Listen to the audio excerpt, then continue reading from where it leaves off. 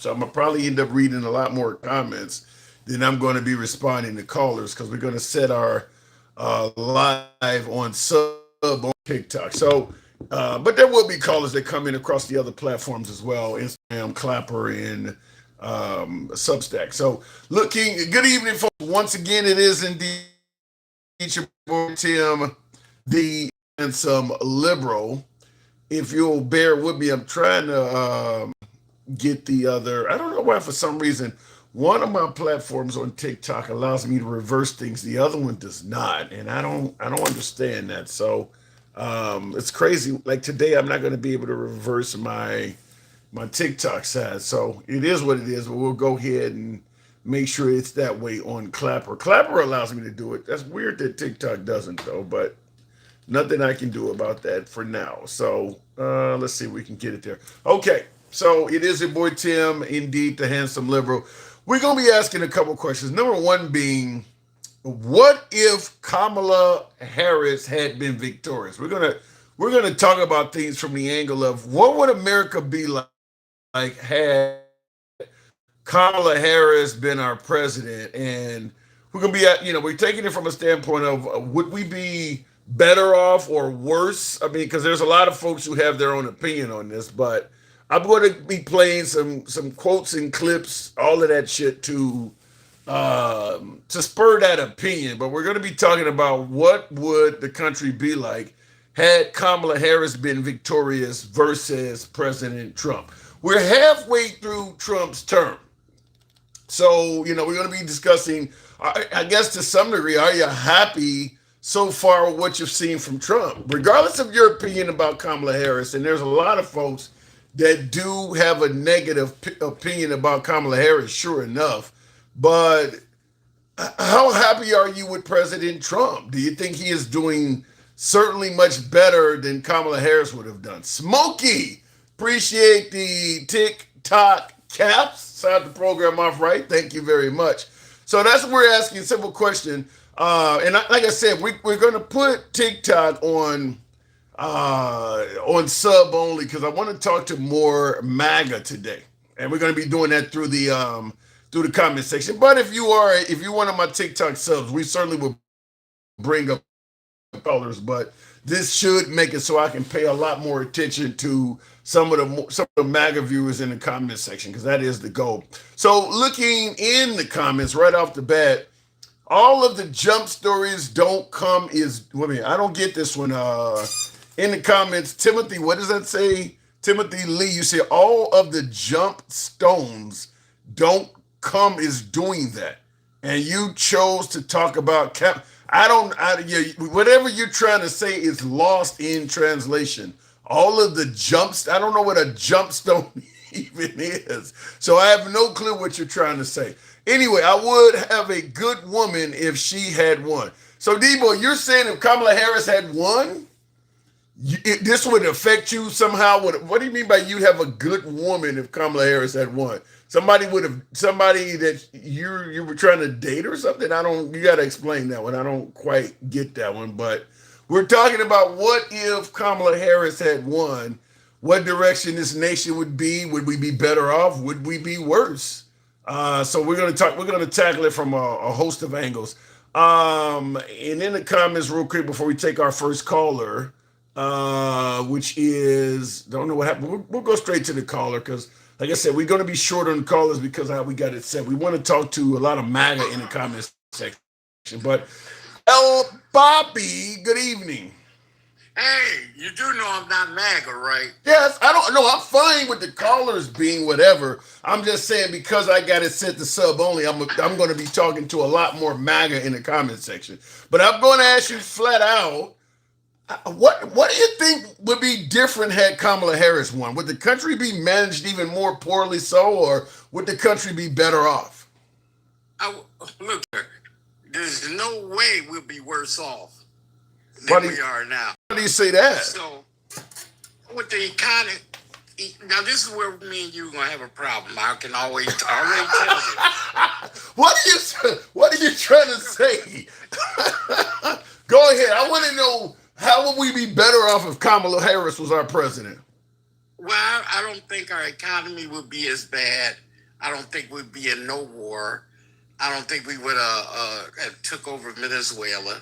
I think worldwide we would have all our allies back in place with trust in us. So yeah, I think it would be a whole totally different thing. Because right now we're on the abysmal path to nowhere. Well, some would suggest that a lot of our allies would not be very respectful to us because a lot of our allies don't favor a woman in power. But before you respond to that, somebody in the comments, Timothy says, "What's wrong, Tim? You don't want to talk about the idiot that's in office today. We talk about Trump every fucking day. When is the last time you heard us talking about Kamala Harris? So no, we're gonna certainly talk about Trump plenty in the near future. I guarantee you that. But I'm asking from a standpoint of how this country would be ran if Kamala Harris. Now, what you saying, El Poppy, that we might be more respected. What about the notion that a lot of world leaders don't respect a female? That's a bunch of bullshit. And the reason they would respect her is the same reason why Trump is a bully. Because they know we have a military, bar none. So yeah, she's going to get her respect. Just the fact that the military that we have. So I'm not trying to hear that. You know, uh, maybe they may not like her to her face, behind her back, but to her face, she's going to get all the respect in the world. I don't, it's a good point because I don't know what her level of respect was as vice president. She did meet with world leaders. I haven't heard of any of them really saying anything crass about her or disrespecting her. So it does appear as if she was being respected, at least on the international stage, as a vice president. So, I mean, to some degree. But what about President Trump? Has made allies with a lot of Middle Eastern nations. Now, surely they wouldn't favor a female in charge, would they? Yeah, they would. Everybody would, man. They can say what they want to say behind her back, but believe me, when she comes in, representing the United States of America, the money and the military might that we have, yes, she's going to get respect. Trump gets it, even though he's a dumbass. But he represents the United States of America. Wait, I can't just let you call the commander in chief a dumbass. You don't reach the level of success, business or political, that Trump has while being a dumbass. Trump is a very intelligent guy. You may disagree with what he's doing, but how could you call him a dumbass? Well, let me ask you something. You made a statement you can't reach the level of business and this and that. Yeah. What level did he reach? Because if I recall correctly, you tell me if I'm wrong. During the campaign, he was about broke until Elon came in. So what level of business did he actually get to, Tim? Explain that to me. Well, take away some of the lawsuits that he ended up encountering. Take away those lawsuits, and he was at least a millionaire many times over.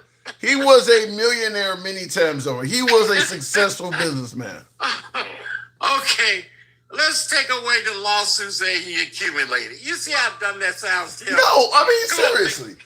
Because the lawsuits ain't got nothing to do with the lawsuits have nothing to do with his business acumen.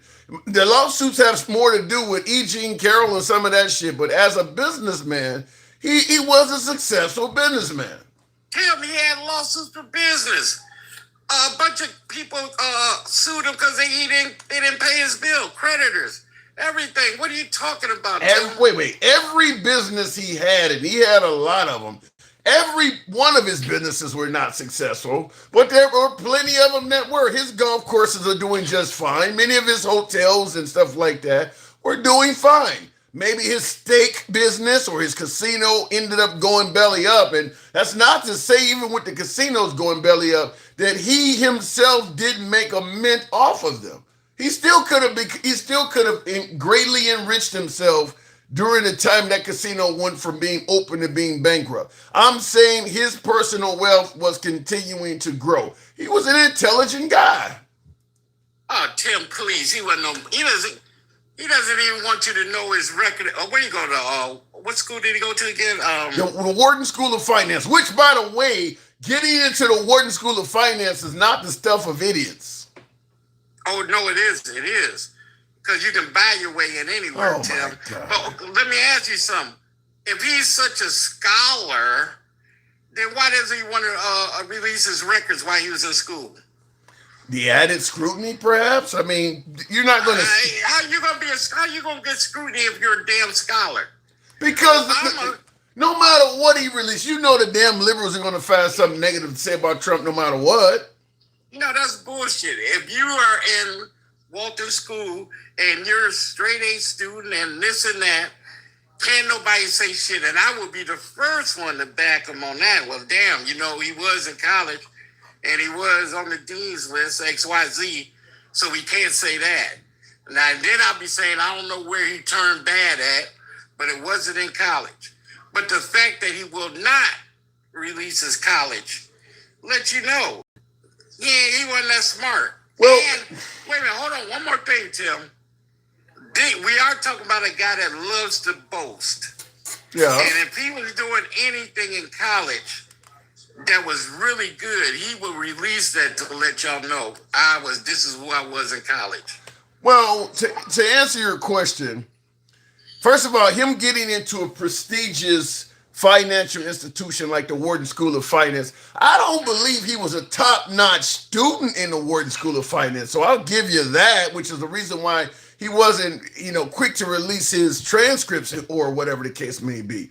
But the point I'm making is, if you merely if you are accepted into the Wharton School of Finance and graduate, you are among America's most intelligent. The point I'm trying to make here is, if somebody on the program once told me this, even if you're just a C as in Charlie, a C student in the Wharton School of Finance, you're probably an A+ student in the average university or community school, because this is among the elite. He made it into that environment and he graduated. So he is intelligent. He may not be, Einstein intelligent, but the guy is intelligent.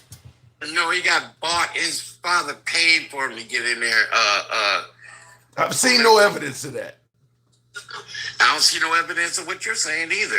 There is evidence he graduated. There is evidence that he was accepted to go to the school and he graduated. There is evidence of that. There's no evidence he bought his way. He won't release nothing. Have you seen a diploma from there? No, I have not. But I would have. Okay, then shut up. So you don't even think he graduated? You think he's lying about graduating? That would be easy to find out. Well, then find out. Alexa, there you go. Ask her. Did President Trump graduate from the Wharton School of Finance? Yes, Donald Trump graduated from the University of Pennsylvania's Wharton School of Finance in 1968 with a Bachelor of Science in Economics. Give it up for the president. Can I send you a hat? Well, give me your address. I'll send you a MAGA hat. Or better yet, how about the Trump was right about everything hat? Okay, so he graduated. Give him credit. Give the man credit. The man, he's not an idiot. That's the point I'm making. You may not like what he's doing. I still disagree with that. I'm not going to say he's an idiot. Thank you. But I will say this. He's not what I expect out of a president. Okay. And listen, I'm not gonna necessarily argue with that. I mean, he is not behaving in a manner that is of a traditional commander in chief. But that, like I said, that still does not make him an idiot. He's just doing things his own way, and that is to the detriment of a lot of folks on the left that don't like it. But Kamala Harris, do you believe Kamala Harris, in terms of intelligence, sheer intelligence, do you think she is a smarter, more intelligent person than President Trump? Oh, yeah. Yeah. And you know what? We don't have nothing to prove this, but they're one-on-one when they went at each other in the debate. Otherwise, we don't have anything to say that. I could say she's smarter, even though she may not have been at that school. But when they were going against each other one-on-one, yeah, you could see she was way smarter. Well, she's better at. I'll say she's better at debating because Trump was throwing some wild shit out there. But just because you're better at a debate does not necessarily mean you are smarter. Because Trump may be more. Trump may be able to get more done as opposed to diplomacy by bullying everyone. Now, I'm probably on your side on this. I don't favor bullying everyone, but most likely that has been very successful throughout Trump's life, which is why now that he's in the Oval Office, he's doing it to world leaders. Yeah, but now it's not going to be productive for the United States. As an individual, fine, you can bully another individual, but you're trying to bully the world, and that's not going to hold up. And in turn, I would honestly say, I don't know how we're going to get back unless we're going to have to shrink and make a public apology to everybody to at least get them to listen to us. So you want a Obama apology tour of sorts? We're going to have to. We're going to have to. You know, and I know MAGA, for some reason, we don't need anybody. We can grow everything here. No, we can't. On a simple stage, you can't even get avocados year round here. You know, what about the housing? The housing's gone down because of the tariffs in Canada for the lumber. You know, we are suffering, and it's not going to come full-fledged for maybe a year, whatever. But it's going to come around and it's going to be bad. Well, and in the comments, one of my viewers says Kamala would have had the left run shit while she drank. And I see somebody else say she was way drunker. Why do you believe folks are suggesting that Kamala Harris had some sort of alcohol issues? Well, I got proof there. I don't have exactly proof, but you can tell Trump is a dumbass. And I guess stop that. Would you stop calling the commander? He's not a dumbass. Oh, he's El Dumbass, yeah. But I'm telling you, that man has reached the pinnacle of success. And this is the division that we have. The same way I think El Dumbass is the same way they're thinking that she's a drunk. So if he's so dumb, if he is so dumb as you would suggest, how the hell did he get 77 million voters, even to the point where Kamala Harris, being an African American, he even being a black woman, we'll just say, because she's Jamaican and Indian, so she's not African American. But even being a black woman, he took some of the black votes even from a black woman. If he's a dumbass, how the hell did he do that? 77 million votes. Give it up for him. Two things, and you say this all the time. One, he promised some good shit. Thank you. Okay. And the other thing is he found a bunch of motherfuckers dumber than him. So what are you suggesting, that Trump voters are dumb? I would say, yeah. On average, yeah. On average, Trump voters are dumb. Where do you come up with this stuff from? These folks are working Americans. You know what? I didn't believe it. I didn't know this. I swear, before this election, I had in the United States, I figured we're pretty intelligent. But by listening to your show and a few other shows, no. I am so wrong. What have you heard from MAGA in particular to suggest that President Trump's voters are dumb? That's a hell of an insult. What have you heard to make you come to that conclusion? It isn't so much what I heard from them. It's the agreements that they give to him when he says dumb shit. Example? And when he said, they're eating cats and dogs in Ohio. Well, they don't have access. And not only do when he says stuff like that, then they come up making lies about, yeah, I've seen it. You know, and come on, man, I didn't realize how stupid motherfuckers were.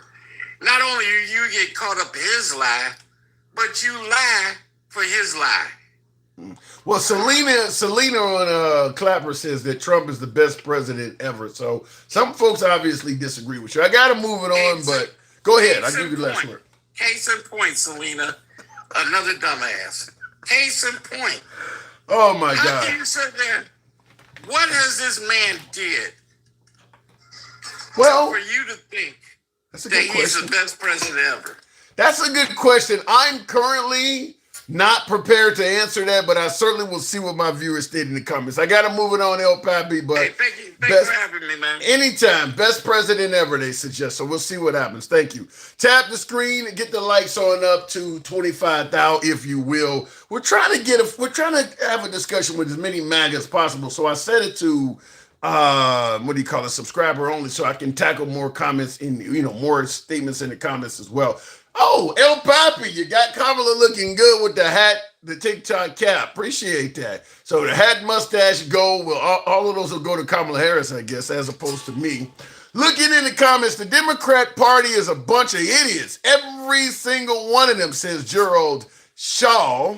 I would love to have you elaborate, just like when he said MAGA voters are idiots. You're saying kind of the same thing for the Democrat Party. So I would love for you to elaborate as well in the comments. What would make you say that? You can see her drunk on so many interviews. Hulk, I don't know about that. Hulk Smash, love the name, love the action, but I don't know about this notion that Kamala Harris is showing up drunk places. Because now I've met her in person. She certainly wasn't drunk today. I met her because I've never drank in my life, so I can really, really detect alcohol on someone. And I know for a fact that Fox News has deliberately slowed down some of her speeches to make her. I think they did it to Nancy Pelosi too. I think they actually got caught doing it to Nancy Pelosi. So, because the left believes that Pete Hegseth is getting drunk like that. I don't fucking know, but I haven't seen any solid evidence that Kamala is getting drunk. And I watch a lot of right wing media. I have not seen them present any solid evidence that Kamala Harris is drinking like that. In the comments, charges dropped. Who would have thought? Charges dropped in, what do you mean there? Arson suspect. I'm looking at that. What is it? Why do people run? Why do people ruin and destroy their reputations for Trump? Wealth, pursuit of wealth, power. And I'm not going to pretend like that's not happening. Alter ego. Kamala says, thank you. She looks kind of good in that hat. Not necessarily with the mustache, but she looks good with that hat on. Got her looking like a black cowgirl. Money and power. The question being, why do people ruin and destroy their relationships with Trump? There's a lot to gain. There's a lot to lose, but there's even more to gain. I mean, take someone like Rudolph Giuliani. If Trump had won in 2020, he's going to enrich that. Now the problem is you don't always know if Trump is going to reward you for your efforts, though, because there's a lot of former MAGA that put in a lot of effort for the Trump campaign to be successful, and Trump is throwing them under the bus, such as Marjorie Taylor Greene and Tucker Carlson and Candace Owens, a lot of the internet people, but also a lot of politicians like Massey is another one that, they were really putting in a lot of effort to help propel the Trump campaign to the top, and now Trump is up there trashing a bunch of them. So, but they're doing it in hopes of getting power and wealth. Tap the screen, get the likes on up to 25,000. We'll go back to the box. Give the shots to the birds, man. Kamala says she wouldn't do anything different than Biden, says Chef Say. Here's the issue with that. I've asked the question. Now that we're at war with Iran, and many believe that Israel is the reason for it, I've asked a lot of my beloved MAGA, had Kamala won, would we still be at war with Iran? And in effort to deface Kamala, the answer is overwhelmingly yes. She wouldn't have done any better than Trump. She would have got us in this war too. But that does clash with what my viewer just stated. Kamala says she would have done nothing different than Biden. We were not at war under Biden. We were not even at the threat of going to war with Iran under Biden. Iran was not even coming up like that. We were nowhere near going to war under the Kamala Biden team like we were under Trump. So if Kamala Harris had have done exactly what she stated, no different than Biden, it's safe to assume we would not be at war. It's pretty safe to assume that because Biden was not leading us down that direction at all. So you can view that as a plus or a minus, but the folks who are trying to deface Kamala Harris by making it sound like she would have made perhaps one of the same mistakes of Trump getting us in war, you can't say that and bring up that she said she would do nothing different than Biden. Tap the screen. Kamala, classic establishment, no war with Iran bullshit. Well, you do realize that President Trump also campaigned on no wars too. He may have went backwards on it, but it ain't like Kamala Harris was the only one doing it. Trump was promising no new wars constantly. So go figure. Let me go back to the box. We'll go to Deimos or Deimos, I think it says. Good evening, Deimos. Welcome to the program. Deimos, you got echo. Deimos, are you there? Okay, apparently not. We'll move on with the program. We're asking the question, what if Kamala Harris had won? Do you think we'd be a better managed country, or do you think it would suck even more so? Would America be worse off? Mike, the boss. Good evening, Mike. Young fella. Good to have you What's going on? We're talking about the potential of Kamala Harris. Before we get into asking you, because I do have a second topic, I want to run this by you. Something I seen on News Nation, the cable news outlet News Nation last night.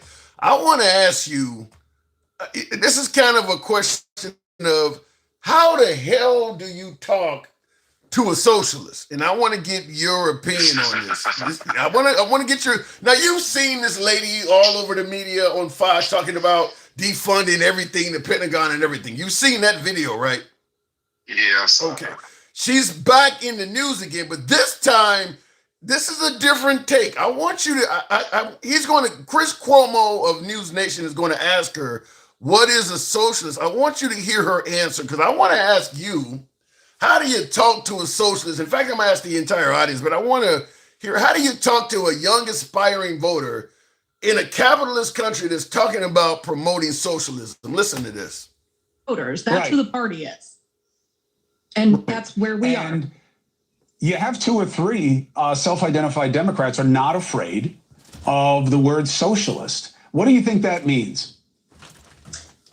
I think people are seeing that capitalism is not working for them, that this unchecked, unfettered, big businesses, the oil companies getting richer during a war, like they see that. They see it over and over and over again. People my age, I'm about to turn 43. My whole adult life has been this, just less and less, the wages just basically the same and cost of everything going up. Everybody sees it. Everybody's hurting. My generation now, we're about to send our kids to college. How? Have you looked at what college costs now? How are we going to do this? How do you respond to an aspiring socialist talking like that in a capitalist country? How do you get her back on track? Because folks on the right, a lot of my beloved MAGA are suggesting that socialism would fundamentally destroy this country. What do you say to somebody like that? You know what? First of all, MAGA having a position on anything else is laughable to me. First of all, they voted for fascism, so I don't think that their starting point is having a real conversation about. Do you genuinely think MAGA voted for fascism when all of the great things President Trump promised, the Gilded Age, make America great, ending wars, lowering gas prices, bringing down your groceries, cutting rents and energy bills in half? Is it really about fascism? He promised some really, really good stuff. Well, again, Tim, if you could read, you would know that none of that shit was going to happen because that's what he told them, but that's not what their agenda, that's not what his agenda said. But that's a whole nother discussion we can get into. But they're not going to read his agenda if he's standing in front of them talking to him. They're not going to read anything, Tim. What the fuck do they read? Well, do you really? Wait, hold on. If you can turn on Fox News every damn weekend and see the man speaking and telling you what he's going to do, why would you go read? He's telling you what he's going to do. Well, because that's, again, Tim, if you believe the words that come out of his mouth, then that's a you MAGA problem. Because he's never held his word. I mean, are you fucking with me today? Well, I'm trying to, the belief is if you ignore what's coming out of his mouth, and then let's say some liberal says, don't pay attention to what he says. He's full of shit. He's lying. Here, come read this. Well, the belief is going to be that shit is written by the liberal media. Why the hell would we not believe him and trust some shit that's written by CNN? Well, because he's never been a truthful or honest person to begin with. But again, I mean, he just never has. But how do you bring someone back? Listen, capitalism isn't working for everyone. You know that. I know that. Capitalism is matter of fact, capitalism for the most part, well, for a lot of parts, isn't working for them. It's only working for the top 1 to 10%. I mean, if it were working by their design, they would be the only ones with all the wealth. They want it all. Even the they want it all. They're not trying to share define they. The 1%, the oligarchs. Yeah. You know, Trump, this administration, they want all the wealth. Why do you think they're moving the way they're moving? I mean, we see it every day. The man is about to redo the grass at the White House and all this other bull. You saw that bullshit, right? The helipad and all of that shit. They have no problem allowing him to do the very thing that they all complained about. I'm gonna be honest, Tim. If they believed what he said, they wouldn't still support him today. Explain. What do you mean by that? What has he said? What has Trump said that would lead MAGA to not support him? Because all the things they voted for, right? Lower gas prices, lower groceries, less government, and all the things, and all the frivolous spending, and all the things that he said he was going to do for him. He's done the complete opposite. Bro, that's not totally correct. He secured the border and got our immigration policies and stance. I mean, what he's done for immigration is a miracle compared to Biden. Tim, that's separate. Follow me on this. Okay. That's part of the hate shit. Let's just be honest. Okay. That's part of the fascism hate shit. That's what I'm telling you. He sold them on fear-mongering Hispanics, fear-mongering LGBTQ, fear-mongering black people, fear-mongering everyone else, while he simultaneously said, "I'm going to give you all of these things." But he knew that the hate was the selling point. Yeah. When people, if I'm lying, when people come up here, they talk about immigration, bathrooms, 1350. As soon as you start bringing up the real shit, the war, the gas prices, let me make sure. Let me get that. Immigration, that's obviously Hispanics. Bathrooms, that's the LGBTQ community. And what was the other one? 1350. 1350. That's black folks. Wow. What? So it's just all hate. Cats and dogs. Haitians eating cats and dogs.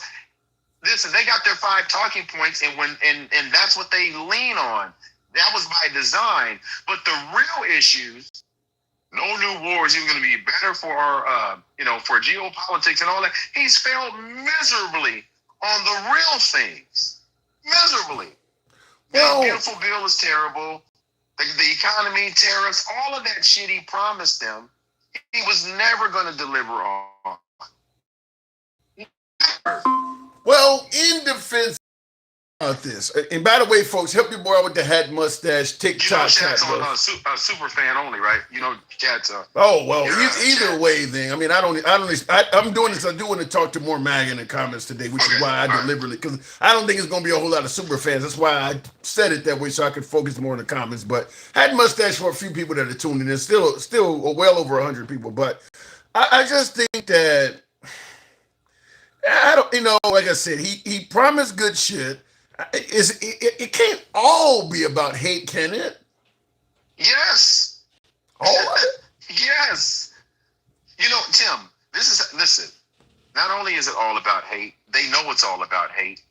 Because everything that they, if you think about everything that they demonized was really about humanity. Because they didn't have to do what you can talk about deportations without demonizing the people that if you want to have better immigration laws, you don't have to demonize the people to do it. No. Do you? And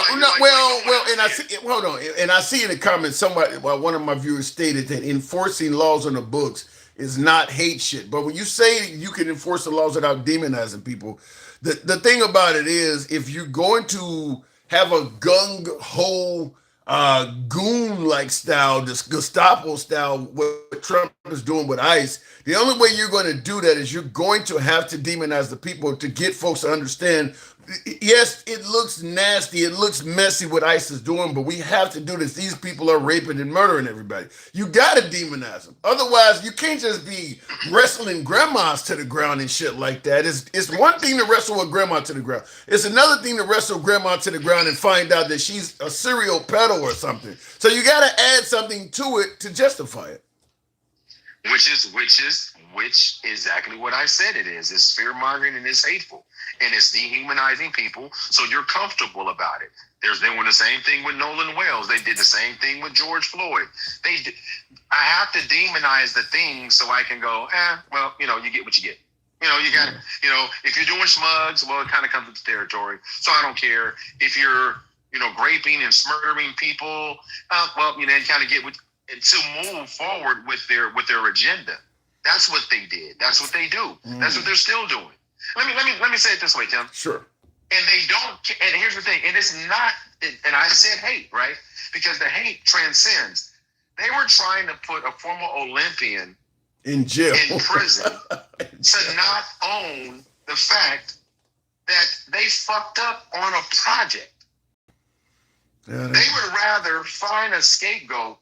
And I told you from the beginning, anybody that believed that shit, you want to question them. Do you know how long 350 feet is, Tim? And that's a foot. That's over. That's longer than a football field. So who the fuck is in the reflection pool? You got to get down in there on your hands and knees with a damn razor or a knife to go from one end all the way to the other with a knife, Tim. What is it? Now that question was asked to the Secretary of the Interior. What is the guy's name who used to be the governor of North Dakota?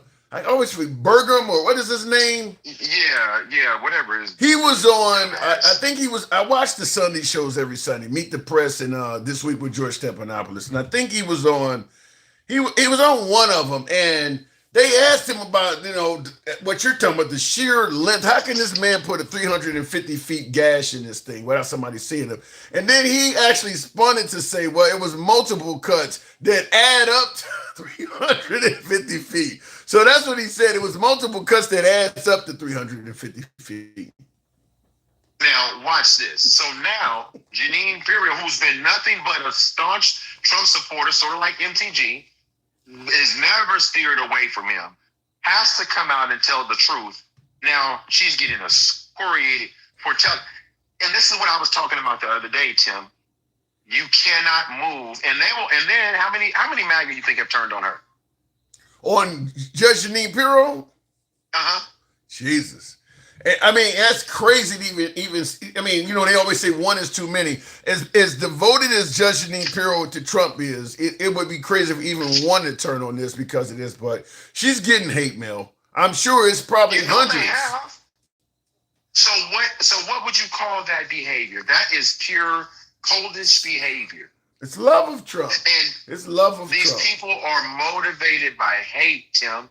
They're not getting anything out of this. What is the middle and lower class getting out of this right now? We're getting more divided, and what are you getting? The only thing you can lean into is the hate. Yeah. You ain't getting anything else out of it. Well, they're getting something that it's the perception of a future benefit or a future victory, and that is we are preventing Iran from becoming a nuclear nation. So that's something that right now is not tangible, but the notion is our children going forward will be safer because of what we're doing right now. So yeah, we're kind of suffering right now in terms of the economy of things, but in the long term, we will benefit by having Iran under control. Same thing with the tariffs. We're paying extra money because of the tariffs right now, but in the long run, it will bring manufacturing and a lot of business back to the country. So and I'm not saying I subscribe to any of this because I don't, but the belief is that it is short-term pain for long-term gain. And you said perception. Now, yeah, I'd like you to speak about the realities about everything you just said real quick. Speak about the realities of what's actually going on. Well, the reality of I'll be candid with you. The realities of it is there are experts that analyze both of these, whether we're talking about the Iran war or we're talking about terrorists. There's not a lot of analysts that agree with the Trump administration. There's not a lot of folks on the international stage that agrees with him in regards to the cause of the war. There's not a lot of, there are people in this country that are in the military, on the intelligence agencies, that said what the reason we went to war was unnecessary. It was an optional war of choice. So the war it's just not going the way Trump stated for the reasons he gave. And the same thing with the tariffs. Most financial analysts suggest that at the end of the day, we are going to pay for those tariffs, and that there are no signs that there's all of this manufacturing coming back or it's going to result in some kind of huge financial windfall, which is what Trump is saying. So that's what I've heard, even on networks like Fox. And again, so I don't believe, or maybe I'll ask you the question, because I don't believe that these MAGA supporters believe that they know that the perception and not the reality. They're just holding on to the perception because that's what they are hoping for. They want it to be. They know it's not going to be, so they lean into the hate. Tim, I don't know if I agree with that. I think you're skipping over a unique position that Trump has, which is if Trump says it, generally in the eyes of MAGA, you're not going to be some kind of war ops specialist or some type of financial analyst and say something that coincides with what Trump is saying and get MAGA to believe you over Trump. So in the eyes of MAGA, for the most part, what Trump is saying is likely going to happen. Right. But we're beyond, here's the thing.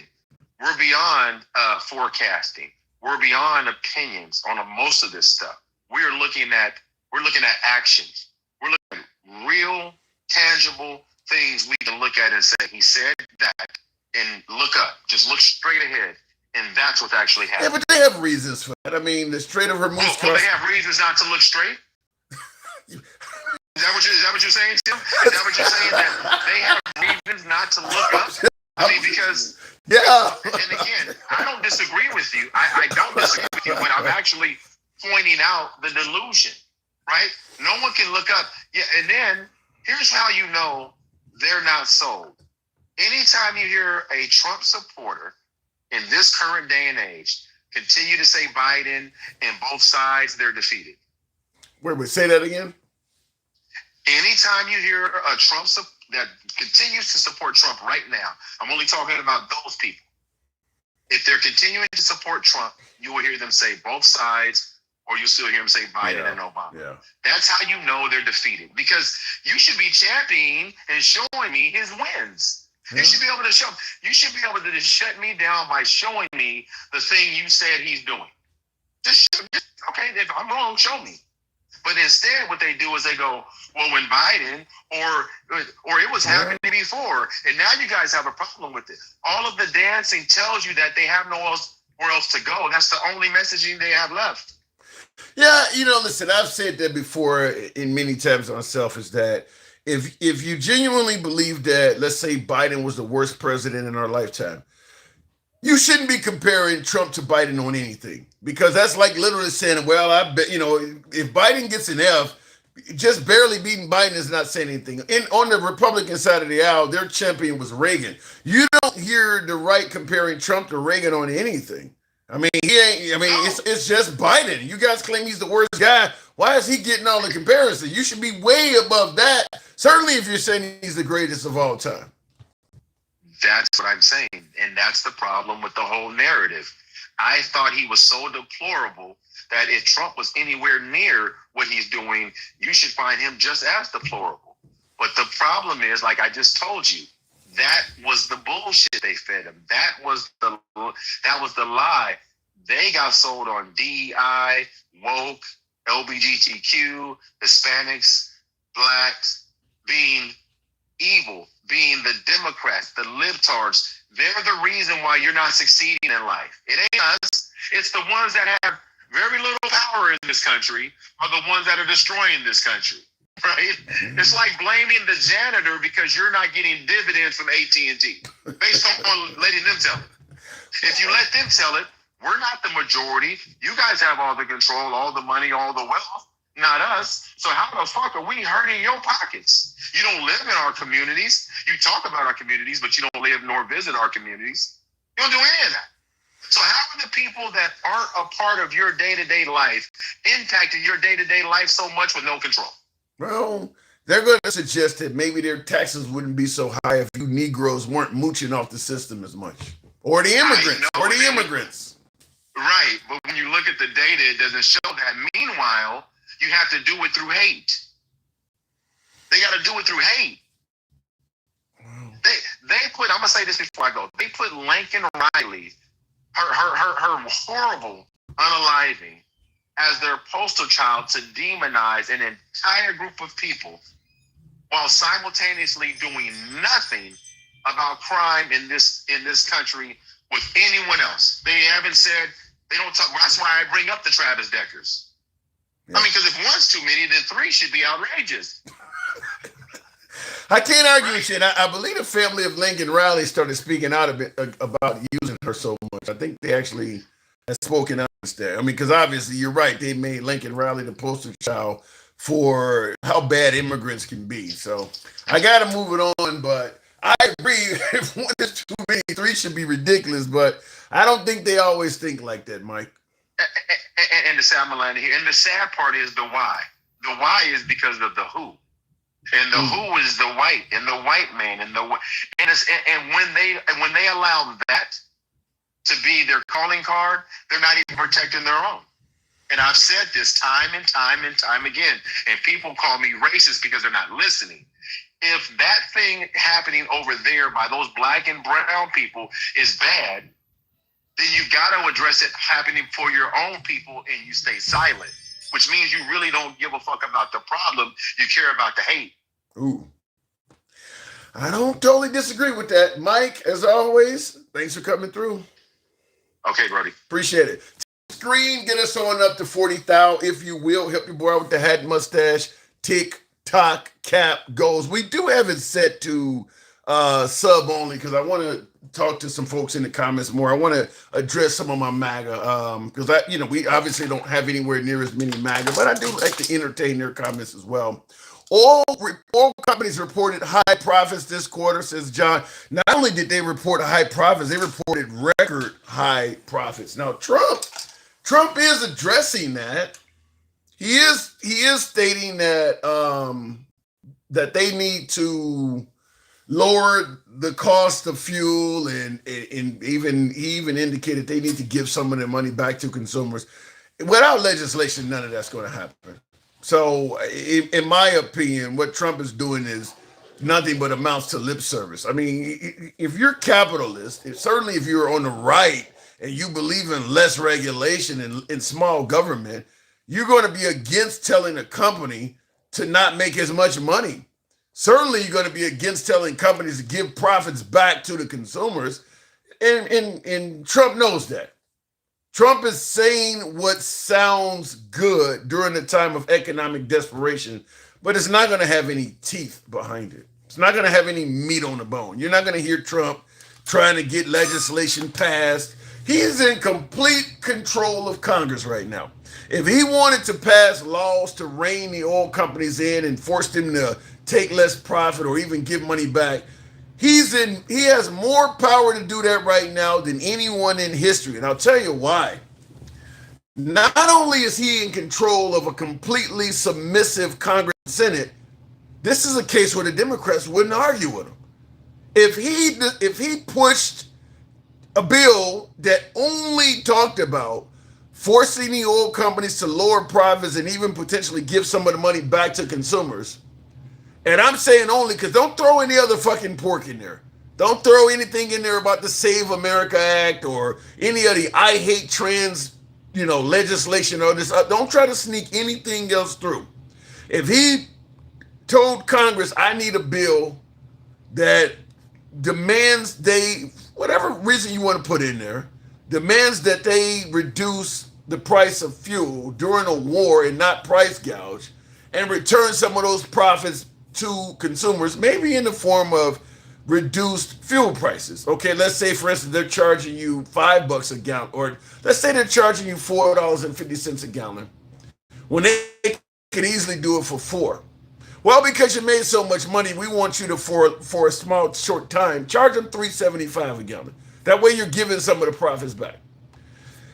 He could get basically about 90% support in this country if he'd done that. Because the liberals are not going to get in the way of that shit at all. You would get full support on the left, and then of course you would probably get a submissive Congress and Senate allowing it to happen. So this is just lip service what he's saying. Because what he is saying, he does have the power to get that done. If he really wanted them to lower oil prices and give a little bit of money back, that's something he actually could do. If you don't see him doing it, then yeah, he was just giving lip service to a problem that we're all dealing with. Talking about hate while he is hating, that was the biggest hater I've ever seen. Well, you're talking about my last caller. Farmer Floyd says my last caller was talking about hate while actually in the process of hating, and he's saying that was the biggest hater I've ever seen. I guess I'd have to ask that you elaborate. Tell me how the last caller was hating. I would love for you to elaborate on that. Democrats were raised by mama. That's why they want a female leader, says Aaron M. I don't know if all Democrats want a female leader. In fact, I do believe that part of that 77 million votes that went to Trump is left-leaning individuals that do not favor having a woman at the helm. So, and I don't think it was all Democrats. I don't think it was all Republicans or conservatives. I do believe, certainly in the immigrant community, certainly in the devout religious evangelical community, some of them are Democrats. And religion, a lot of religions do teach you about the hierarchy: God, man, woman, child. Folks who believe that are going to probably not be in favor of putting a woman at the helm. So I don't think it's all Republicans. I think some folks, if that's what you're voting for, that may have something to do with it. Let me go back to the box. We'll go to Jen. What did I say? Jen, man. Good evening. Welcome to the program, Jen. Guess what country elected the first female president? Iceland. Well, on the world stage, I mean, what does Iceland really amount to? We the Rebel says bullshit. Dems want gas prices high to disincentivize carbon emissions. Now then hold them accountable for it. Trump is really good at holding rallies and pointing fingers and naming names. So have him present the legislation that I just stated, and he could easily point out the Democrats that are against it. They could talk about carbon emissions and all that shit. I don't think it would fly very well. Jan, good evening. Jan, are you there? Okay, I see her up in the box, but apparently she's not there. We'll move on with the program. We'll go to Twisted, one of my subscribers. Good evening, Twisted. Welcome to the program. Popular vote never matters, y'all. Mad the majority of Americans voted for Trump. Well, Trump won the popular vote. What country elected the first? You got an echo. Yeah, hey. Good evening. Evening, man. Hey, so what if Kamala Harris had won? We talk about Kamala, you know I hold up her photo all the time. I got a few choice words of her as a candidate. But what do you think we'd be dealing with had she been victorious? Well, you are always saying she is a bad candidate. Was. And that's wrong. Was. No. Hold on, let me say, you may like this. When I say Kamala Harris was a bad candidate, I mean she was a bad candidate in 2024. Certainly said she wouldn't do nothing different than Biden. Unfortunately, only having 107 days to run. Not going on a lot of the pod bros like Rogan type programs. But I'm saying was because if she ran again, I'm going to assume she is savvy enough to surround herself with better advisors and not make the same mistakes. And she would get the traditional amount of time that a presidential candidate gets. So she would probably be considerably more refined if she ran again. But go ahead. So she would be really perfect in everything. We wouldn't be in these wars. There would be no, speech, and people wouldn't be trying to, be racial as everything is, though. But Now, what about you started out by saying she would, and I'm going to focus on that. What about the fact that she is indeed a woman? Is that not a strike in itself? No matter what her resume says, what she plans to do, what her agenda is, at the end of the day, we're talking about a she. And before you answer that question, to my YouTube viewers, I need you to smash that like button. It helps out the algorithm, doesn't cost you anything, and it helps bring in more folks to the program, particularly MAGA. So if you're watching me on YouTube, I'm asking you to tap the like button. So she's a woman. She's a woman. Talk to me. Okay, so she would be perfect. Perfect. I think that would, yes, perfect. What? Why are you giving her such high accolades? If she's perfect, why the hell didn't she even make it through the primary when she ran on her own? Referring to what exactly? She ran for president before Biden won and appointed her VP. She ran on her own and did very poor. She didn't even, I don't think she even made it past Iowa. She didn't do very well. Jim, the thing that we have to understand is this country, this nation is not ready for a woman president. That's the thing. That is the issue. And also that Kamala Harris would not start these stupid, idiotic wars that we are in. Maybe out of like one war, but that is about it though. But she would find a way to get us as a nation out of this war that we are in. So it sounds kind of like you agree with one of my viewers, a handsome conservative on Clapper says, yet the Democrats keep running a woman to be president and continue to lose, wonder why. So you're also saying America's not ready for a woman. So you're kind of admitting that if Kamala Harris tries to run, AOC tries to run, the Democrats are toast. Am I hearing that correctly? No, I would say they wouldn't be toast, but it would just be very difficult for them to try to get into the office, though. And this nation has been built on so much of, having so much man in power, though. And that is the issue. This nation it's just not geared or ready to have a female president. And also adding on to what Mike was saying, I give him all respect though. Well, Trump is a hateful person. Trump is an evil man on two legs. You absolutely got to elaborate. First of all, what the hell makes you say Trump is hateful? And then I need to also know where we conclude Trump is hateful and evil? Folks are going to point out all sorts of things that Trump has done, even for the black community. Hateful and evil? Yes. This man will sit up there and disrespect all types of women. It don't matter what their race is, what their size, whatever. He will disrespect women regardless. Even if they're just trying to have a normal talk or get info or know what the heck is going on out here in this shitty ass. Well, the belief is that he's talking to women that work for networks that are deliberately trying to defame him as well. And he's just fed up. He believes he's trying to do what's best for America, as the hat says. He's trying to make America great, and these networks are just trashing America it. Is not great. There's nothing great about America right now. There's nothing that is great. Now, you get people like handsome, conservative who is not, I don't think he's really a Christian person, because I think he's...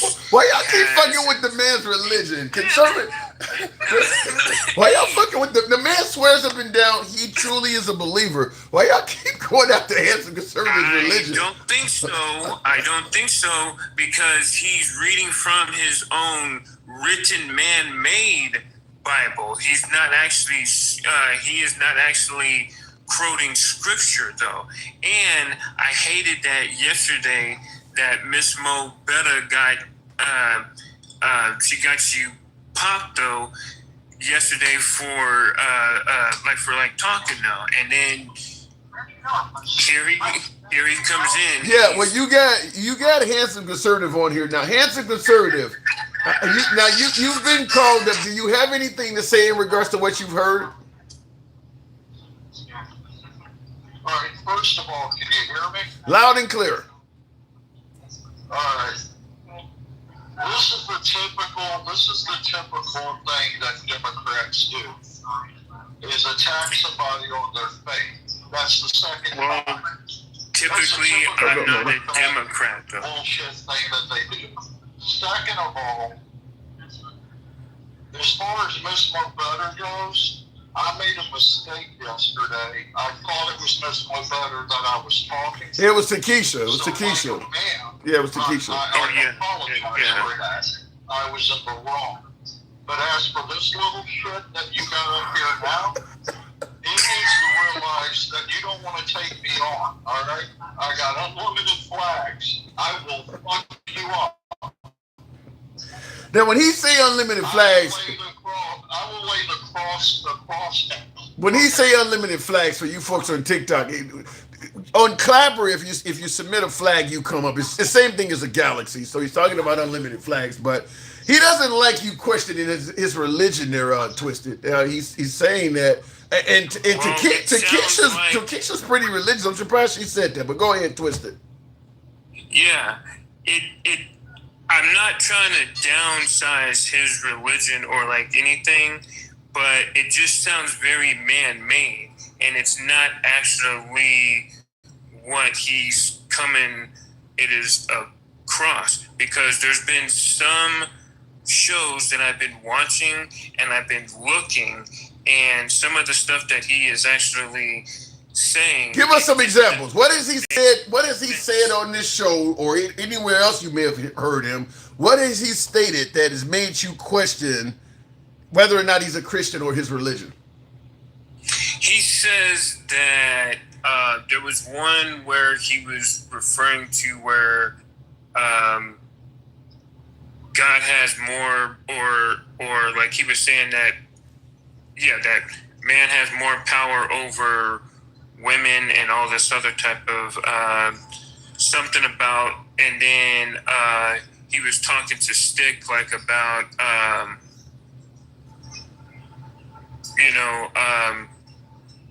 we are supposed to be better than women and all this other type of stuff, and I'm like, where is he is he getting this stuff though? Or like from now. Okay, let's. Is that actual like scripture, or are you just making stuff up? Well, let's have him answer that. Now you heard what he said. Do you believe men are better than women? I heard what he said, and I'm about to answer. First of all, that's not what I said at all. He got that all wrong. Okay. Second of all, what he's talking about is what I was talking about to Stick at the time was what you were just talking about the biblical hierarchy. Yeah. That's what I was talking about. Do you believe in that? Do you subscribe to that? I'm that? saying it from a hateful point of view. I was not putting down women. I was coming from a Christian biblical, the way it's listed in the Bible. That's what I was saying. But I would suggest this. To be fair and not to be too mean about it. Check out my channel before you question my whether I'm a Christian or not. I'm not saying subscribe or follow. I'm saying just take a look at my page. Just do that much. Do that much before you call me a racist or a white supremacist, or you call me not a Christian. check out 3 videos from my page. Just 3 videos. That's all I ask. Do you And now? if you still think that, we can have a talk.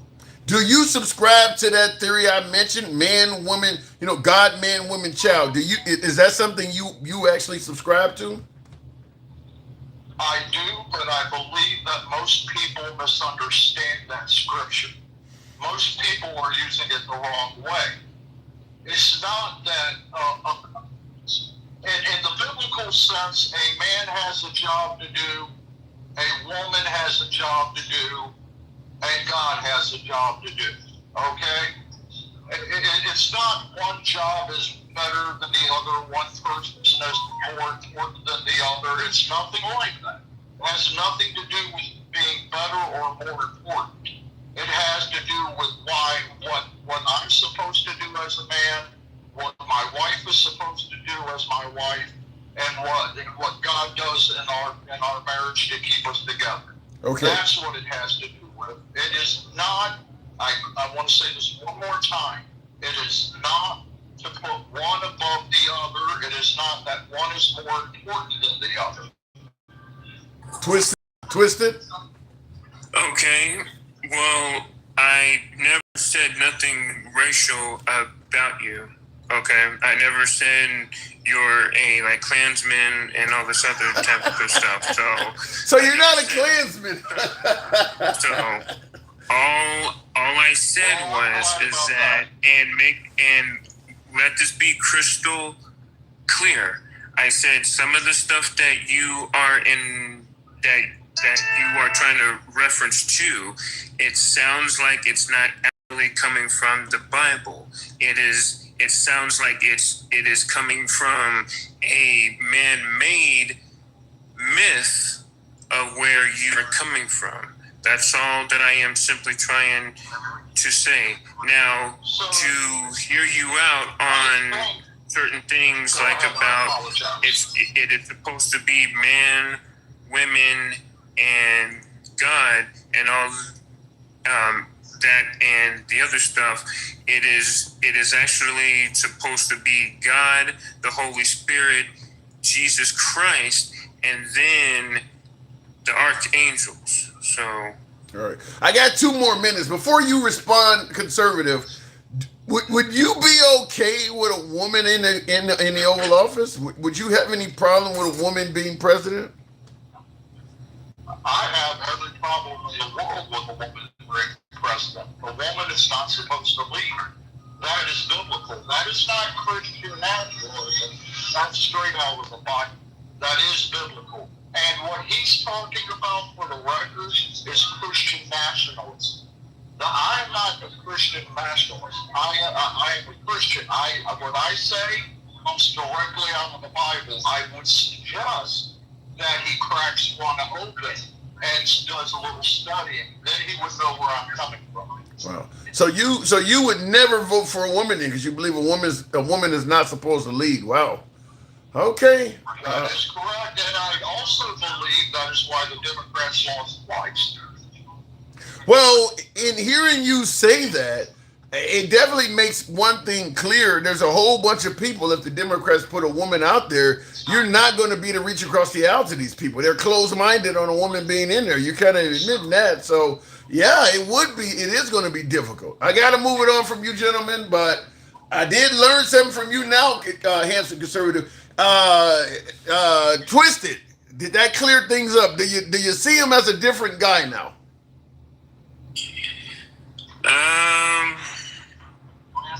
I'll give him a little bit. I'll give him a little bit respect, but that's about it. All right, gentlemen. Thanks for coming through, Twisted. All right, appreciate it. Real quick, go ahead, conservative. Yeah.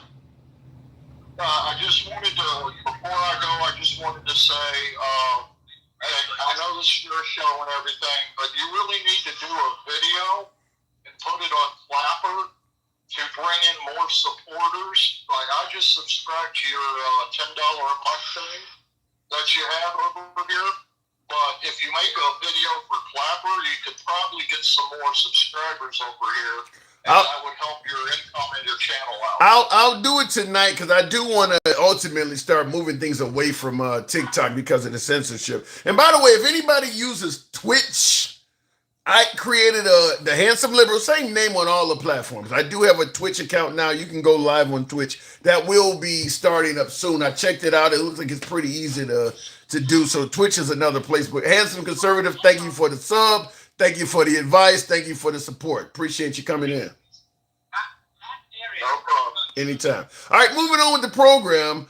And that's good advice. Thank you. Killing everyone in Iran, says Nate. What do you mean? Did you hear Martha Reeves' version of the national anthem this weekend? That's what I haven't heard that. What do you mean, Martha Reeves' version? I have not heard that. In the comments, tap the screen, by the way. Help your boy out with the hat, mustache, tick, tock, cap, goals. A few of you guys out here. I do have it on sub because we do want to talk to more MAGA today. So I deliberately just put it on sub only because I know I have very few of those anyway. That would be one way of being able to address more MAGA. Anyone who tells gullible people what they want to hear will get their votes. There's some validity to that. Horrifying, that's funny. Just misgender Democrat and see how cowardly they become. To me, this, listen, one of the things on the right often says is that the Democrats throw around the word racism so often it's losing its value. I'm going to tell you the same applies with socialism, communism, and this Democrats don't know what a woman is. Shit. Most Democrats, that does not properly categorize most Democrats, such as myself. I damn sure know what a woman is. So I really believe that the right, when you don't want to be stereotyped as all being racist, because all folks on the right are not all racist. If you don't want to be stereotyped, you need to stop stereotyping, because all Democrats do not subscribe to that. I don't know what a woman is, or a man should be able to play in girls' sports. All Democrats don't believe in that. In fact, I don't even think the majority of Democrats believe in that. I think it's more Democrats that don't believe in that. So you're stereotyping, but then bitching about getting stereotyped. Orange man bad, y'all just hate him. You got Trump derangement syndrome. Well, it sounds like you may have trans derangement syndrome. Tap the screen, get the likes on up to 50,000, if you will. Smash that like button if you're watching on YouTube. By the way, we do have a poll ongoing. That poll being, would Kamala Harris have been a better president? Would Kamala Harris have been a better president? We have a poll on YouTube. Nearly 300 respondents so far. I'll give you the results of that. But before I do, We the Rebel says, if you don't apply your beliefs the way I want, you're not a Christian. Simple-minded and incapable of holding viewpoints other than your own. That is very religious-like. That ain't just Christianity that does that, though, We the Rebel. Most religions are like that. If you don't view things the same way they do, something's wrong with you.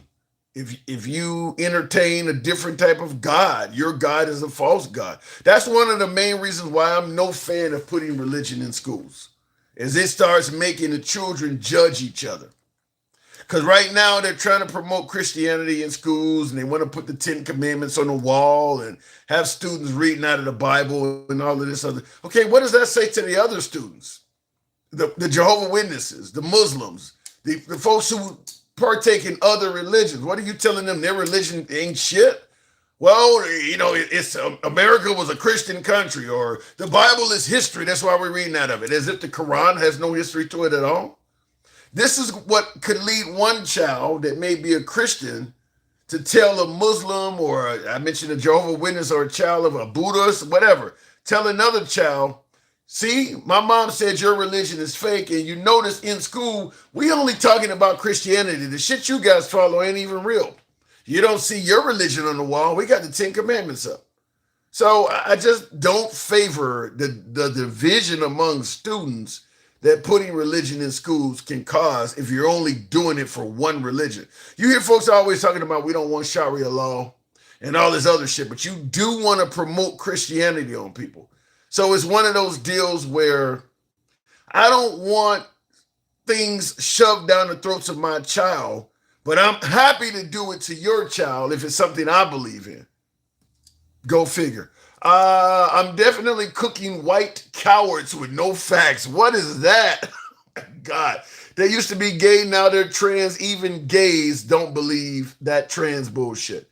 I don't know, but like I said, most people do know what a woman is. So that was a question. To me, saying that Democrats do not know what a woman is akin to saying the Republicans don't know what an election winner is. The Republicans are doing the exact same thing the Democrats did. They're trying to curry favor with a certain crowd by not answering a question when they clearly know what the answer is. The Democrats that were asked that question, like, what was her name? The judge, was it Ketanji Brown Jackson or whatever her name was, a Supreme Court judge. She clearly know what a fucking woman is because she's one. But she's trying to curry favor with the LGBTQ community, particularly the trans community, by hesitating to answer that question. The same thing Trump supporters are doing when they're asked who won the 2020 election. They clearly know who won the fucking election, but they're trying to curry favor with President Trump by not answering the question. It's literally the same thing. It's literally the exact same thing. They know who won that election, but they're trying to prevent from saying it because they know it'll piss off Trump the same way some Democrats thought it would piss off the trans community. In the comments, my God is real, not yours, Tobias. See, this is kind of shit I don't want kids doing. Let me go back to the box and tap the screen, get the likes on up to 50,000. We'll take the next call at 50,000. Got enough of you guys in here to do that. I'll read a couple comments. Popular or not, there is only one way. But the way depends on who you ask. Everybody believes their way is the proper way. The Muslims believe their way through Allah is the proper way. You believe your way maybe through Jesus Christ. There are some Christians who don't believe in the existence of Jesus. They just go to God. Gets to be complicated. In the comment. And I also believe if we can tell juveniles you shouldn't be able to have gender reassigning surgery, take any type of hormone or estrogen therapy or any of this shit, or read up on trans, because you should wait till you're an adult before making a complicated decision like that. Why the hell doesn't that apply to religion? Why don't we tell children that as well when it comes to religion? We're going to let you reach the age of maturity before deciding what God you're going to worship. Why are we shoving that? And that's the American way, by the way, shoving religion on kids. Because most folks become religious when they're when they're nowhere near being an adult. I mean, I know as a child I was dragged to church from as far back as I can remember. Just go to any church and look around at the kids that are there that are 12 years old and under. Do they look like they really want to be in that motherfucker? Most churches you go to, go look at the young kids that are there. Do they really look like they want to be there? It's being shoved down their throats. So if we can say the same about the trans, where it shouldn't be shoved down their throats and they should have to wait till they reach the age of maturity to make that decision for themselves, why don't religion play that way? Are we really going to send a kid to hell because he hasn't taken on God yet? Do they really send juveniles to hell for that? I don't know. I'm going to go back to the comment section. Tap the screen. Get us up to 50,000. We'll take the next caller because they are the ones who do it here, Frosty. Okay, you guys are responding to each other. In the comments, you have to register to vote and show your ID and social security number. Okay, I don't see any problem with requiring an ID to vote. I just don't like the way Trump is trying to do it so quickly before. Folks, we got less than 100 days. We're around 90 days into the midterms now. There is no way in hell I'm going to support passing something that is all-encompassing like the Save America Act this close. It's just, at this point, if we can tell Obama it's too close to pick a Supreme Court justice, he's only one man. We can absolutely tell the country with tens of millions of people, it's too close for the Save America Act at this point. I do believe going forward, maybe in 2028 starting, you should have to present an ID. I don't think any state should let you vote without an ID. But start that shit in 2028. It's too close at this point to do something that is all-encompassing like that. Tim likes comparing apples to oranges. No, that's your opinion of what is an apple versus an orange. I mean, some would suggest comparing Trump to Biden all the time may be an apple and orange, depending on who you ask. That's your opinion.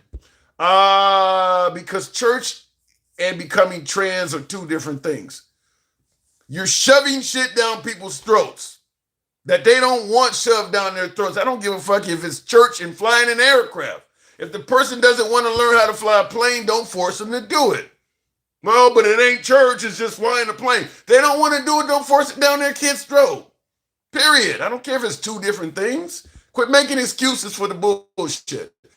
You see stuff in Spain, 20,000. Yeah, we talked about the immigration rush from Morocco to Spain, and the whole Republican suggestion that if Biden and Kamala Harris is president still, that would have happened here. I don't buy that. Look, at the end of the day, I understand fear mongering and picking extreme examples. That's what politics is about.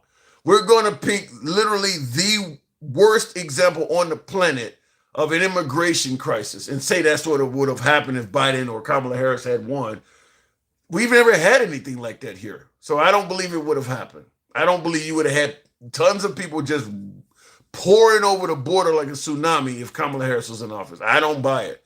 But that's kind of how fear mongering is done. Let me go back to the box. Help your boy out with the hat mustache. TikTok cap goals, if you will.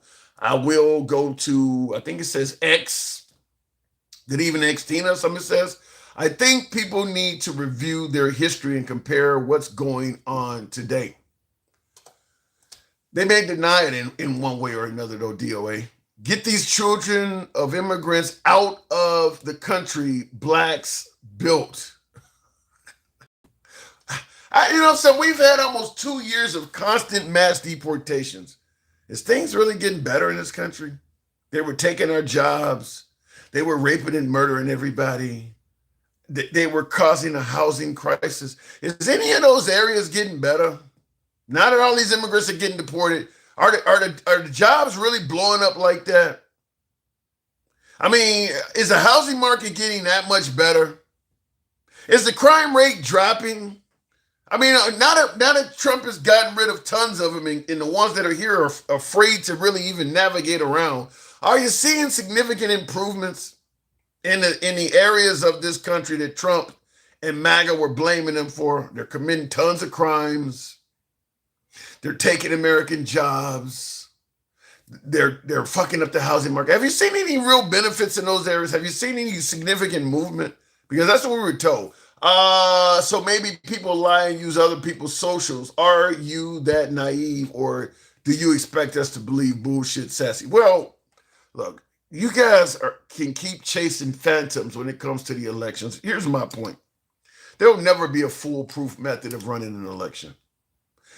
In my opinion, if you really wanted to make the best effort, you would use a fingerprint and facial recognition scanner. That's probably the most advanced method of guaranteeing that the person voting is that person. There are people who commit murders, and the police will take the phone from the suspect, and if that phone is locked, they can't get in there to find out anything about the suspect or the deceased in some cases. They oftentimes have to send it to Quantico to see if they can tap into it. So computers are pretty savvy in preventing the wrong people from doing shit. Are they 100% hack-proof? No, but they're a lot better than Aunt Betsy sitting down at the polling place looking at an ID and looking at your face and trying to verify is that you. It's a lot more secure than that. So I believe if you really wanted to make elections as secure as you could be, facial recognition and fingerprint scanner. You go there to the polls, you put your thumb on a piece of glass, it detects your fingerprint, it looks at you in the face and goes with that. That's probably the most secure we would get in terms of trying to secure an election. This shit that Trump is doing, that's, just showing an ID. There's a lot of folks that can navigate the fake ID. That ain't saying shit. Let me go back to Brugger's in the comments. I'm having a hard time bringing up guests. We'll try it again. Being black is definitely a blessing, says horrifying. A blessing in what area of life? I'd like to know. Okay, my bad. You came up by accident? No, I wanted to be on. I wanted to okay. sell some stuff. What brought you up? Talk to me. Well, first of all, I'm considered mega, but not super mega no more because I don't support him like I used to. So you were. Did you vote for Trump? Did you vote for Trump? Wait, hold on. Did you vote for Trump all 3 times? I voted for him twice. Which time did you not vote for him? I did not vote for him the first time. Who'd you vote for? Hillary? No, I'm sorry. I did not vote at all the first time. Okay. So you voted for him. You voted for him over Biden, and you voted for him over Kamala Harris. Yes. Okay. Now, the reason I think he's better than Kamala when it comes to, now this is my opinion, of course. I think when Russia was lining up on the border with Ukraine, that I think if he remained president, they wouldn't have went across. Why do you think that? Why do you believe that? Because Trump don't mess around. Yeah, but he's the guy who promised that he could end the war in 24 hours. That's been a dismal failure. That is true. Yeah, it's absolutely true. And I'm so fed up with him backing down all the time. It's driving me crazy. Yeah, when you say he don't mess around, I look at Iran and wonder where you're getting that from, because he's messing around on Iran like crazy. You are right there. But I'm talking about his first terms. He didn't do that. Well, he didn't have the power he has now. So you're getting authentic Trump now. You were not getting... Okay, but listen, you remember when Russia was flying their bombers over Alaska, and then we started flying ours with them? I'm saying he wouldn't back down. I don't. Okay, you're making it sound like he would stand up to Russia when he's clearly not standing up to Iran. Iran has killed people. Russia hasn't killed anybody. You're giving him credit for standing up to Iran when he's actually killing. You're giving him credit for standing up to Russia when the Iranians are actually killing people and hurting us economically, and he's not standing up to them. Yeah, I mean, the economy is ridiculous. 3 steaks cost like $65. That's ridiculous. Wait, say that again. 3 steaks. I went to the store the other day and there was 3 steaks that cost $65, and that's just absolutely ridiculous. Yeah. How happy are you with Trump as a person who voted for him over Kamala Harris? And I'll say this. It's like the first thing I told you about, Russia war, of course, with Ukraine, and not the Iran thing, of course. Now, I think I like the border. The only thing I don't like is my brother is married to an immigrant. Actually, she's illegal, honestly. And what happened was he met her, and she's from El Salvador, and he met her, and I said, oh my God, this girl is going to use you. She just wants to marry you, to be with you, so she can stay in the United States. And I tell you right now, she's the sweetest thing ever. She would do anything for him, cooks, and she brought her daughter with her. He loves her, and that's the type of people I do not want to see go back home. Well, she's a hard worker. She worked hard. So she currently, is she still in the process of trying to get a green card or whatever? Yes, and here's the thing. She's always getting stuff where she has to go down to the immigration office somewhere, and she has to pay money, in order to stay here. And she's been paying all this money and, to stay here, with her daughter. And she's the sweetest thing ever. She works hard. She don't live off the government, is what I'm saying. She does it.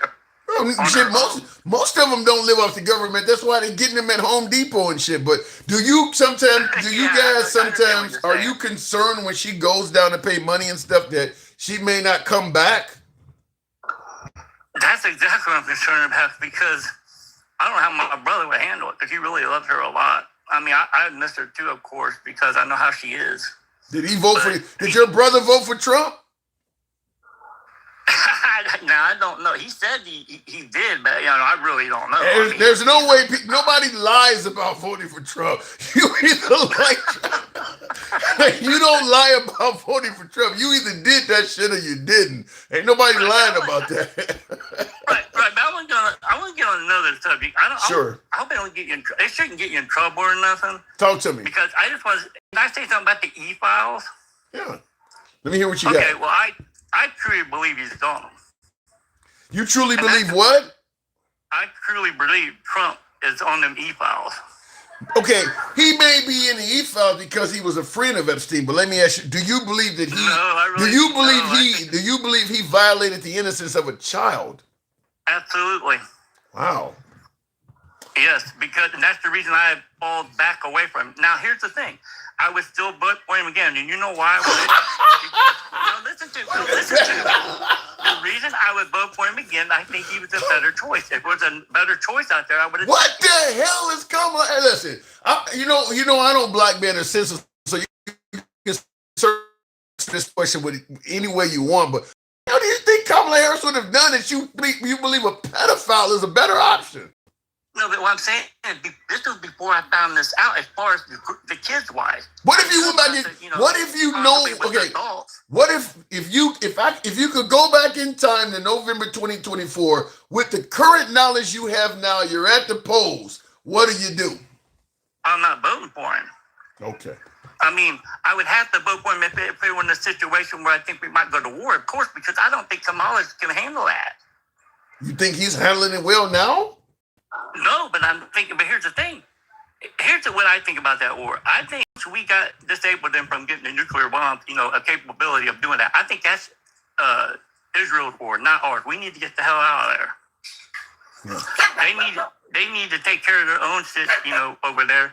But if it's messing up our economy, I understand it is because they're stopping the ships and all that stuff. But if we are making more oil, stop Hazel. We are producing more oil than we ever have and selling to more countries we ever have. And getting all this tariff money and all this stuff, I don't understand why our prices are so high. You know what I mean? It doesn't make sense. Well, because the oil companies, as Trump is pointing out, are price gouging us. Here's what you here's where you're confusing me though. You felt confident that the Ukraine-Russian war would not have happened if Trump was president at the time because he would have stood up to the Russians. But you've admitted that he's not standing up to the Iranians properly and that he's at war due to Netanyahu, so he ain't standing up to him either. But you think somehow he would have stood up to Putin. How does that make sense? I know, but see, I understand what you're saying because I just felt he was stronger then, and it took him a long time for Russia to build up because they was trying to play it off like they were just doing some kind of war games. I think as soon as they started lining their troops up along that, all those equipment up along that border, I think Trump would have woke up and said, you know what, there's something not right. You understand what I'm saying? Yeah, I hear what you're saying. I hear what you're saying, but why I'm confused is you believe that Russia attacking the Ukraine would have been thwarted. But Iran is attacking everybody on this border under actual Trump presidency and getting away with it. And Iran is not. Nobody has a perception. That's what I'm saying. I don't like what he's doing with Iran. I really don't. I thought he was going to go in there and get this shit taken care of, and it's being prolonged, and it's going to hurt midterms if he keeps this shit up. So it's to assume that Trump is not measuring up to the projection of strength that you thought he would do on Iran. Exactly, but I think it's my opinion. What is so special about better with the Russia situation? Yeah, I'm trying to figure out what is so special about Russia that you think a man who can't stand up to Iran or stand up to Netanyahu would somehow become Superman when it comes to Putin. I'm trying to figure out what's the distinction. I don't. Obviously, I don't have a crystal ball and say, I know for sure, but I just had that feeling. I think you would have. I mean, it could be right. I'm not saying you're wrong. I'm just simply saying I don't understand what that's based on because you got two countries out there now that has caused Trump to back down, that being Israel. And because I think Trump, if he could go back in time right now, he would not have followed Netanyahu into this war. Out of everything about President Trump, whether you love him or you hate him, probably the most damaging thing to his second term in office right now has been this war. I mean, I understand. You're exactly right. Now, let me ask you this. What do you think would have happened if Trump would remain in office and when Israel got attacked, got invaded with that, all the kidnapping and everything happened? What do you think Trump would have did then? Same thing he did now. He's pretty much gave them all the weapons and intelligence they need and basically told them, go ahead and do whatever you want. He would have backed them the same way. That's right. But here's the thing I'm wondering. We have sent troops into Israel, or you think we would have stayed back and doing what we're doing in Iran?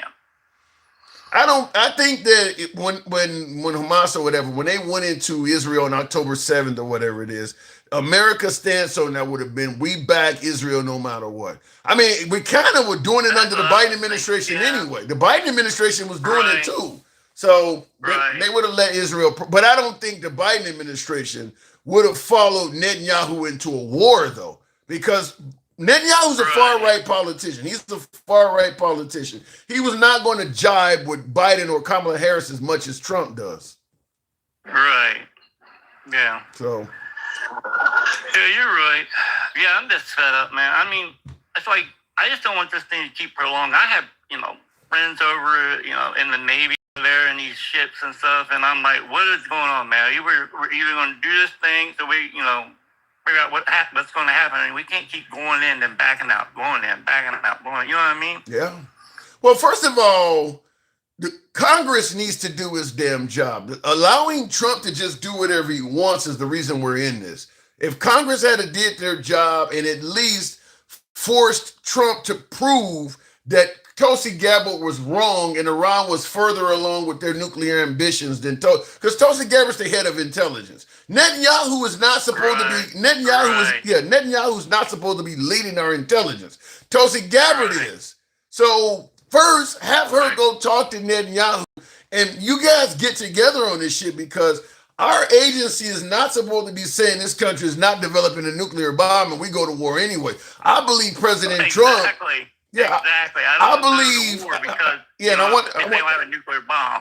Yeah, and I want to say I believe if we can bring Fauci up to question what he did, we need to bring Trump up and question where the hell did you get the intelligence? If the head of your agency said they were not developing a bomb and you're going around telling everybody they were, where did that information come from? Because we went to war over that. Right, and here's the thing. Think about this now. Remember when we went to war with Iraq, and what was we told? Weapons of mass destruction. Right, they had it, and they didn't. And what was that about? Oil. Yeah. And some so what's going on now? Some would say this is about oil as well. With the way that how do we know? That's what I'm saying. We don't know. Shit, with the profits that's going to the oil companies, how much more do you need to know? I don't think you need to know more than that. You don't even need to look at what's going on in the Middle East. You can look at what Trump did to Venezuela and tell us about oil. Also, keep in mind, Trump has a past history of saying when we attacked Iraq, we should have kept the oil. So that man's been focusing on keeping oil for the longest. Yep. So you would assume that once he goes into an oil-rich area, he's going to take some oil because he's already said it. That's right. But I truly believe that's what it's about. And it's just wrong because it hurts us. And I mean, think about it. I'm jumping the subject, of course, but think of the tariff money they got. Think of what they saved. And look at all the money they got from these, from people, these fake places, stealing money or whatever they found. All this corruption. And where'd that money go? What'd they do with that? Well, based on what you're saying, I'm going to ask you. Dollars. Where'd that go? Based on what you're saying, I got to ask you this, even as a Trump voter yourself. Do you think our commander-in-chief is corrupt? Because that's what I'm sounding like I'm hearing from you. Oh, yeah, absolutely. And he has to be. He has to be. Why would we not give him any, money or, how we're hurting? I think most people in government are in there. But here's the thing, and corrupt. But here's the thing, on both sides. Yeah. It's just sad that, I feel like we're pawns and they're the, in a chess game. So he didn't. That's what I feel like. So it's safe to assume that he didn't drain the swamp, is what you're telling me. Exactly. he did. That's why I'm not a big mega fan no more. Wow. But that's just how it is. I can't help it. That's how I feel. And I do believe that the e-files, but both parties are on the e-files. They're blackmailing each other. And that's why the people like me or you are never going to find out nothing ever about the true email files. We're never going to find out.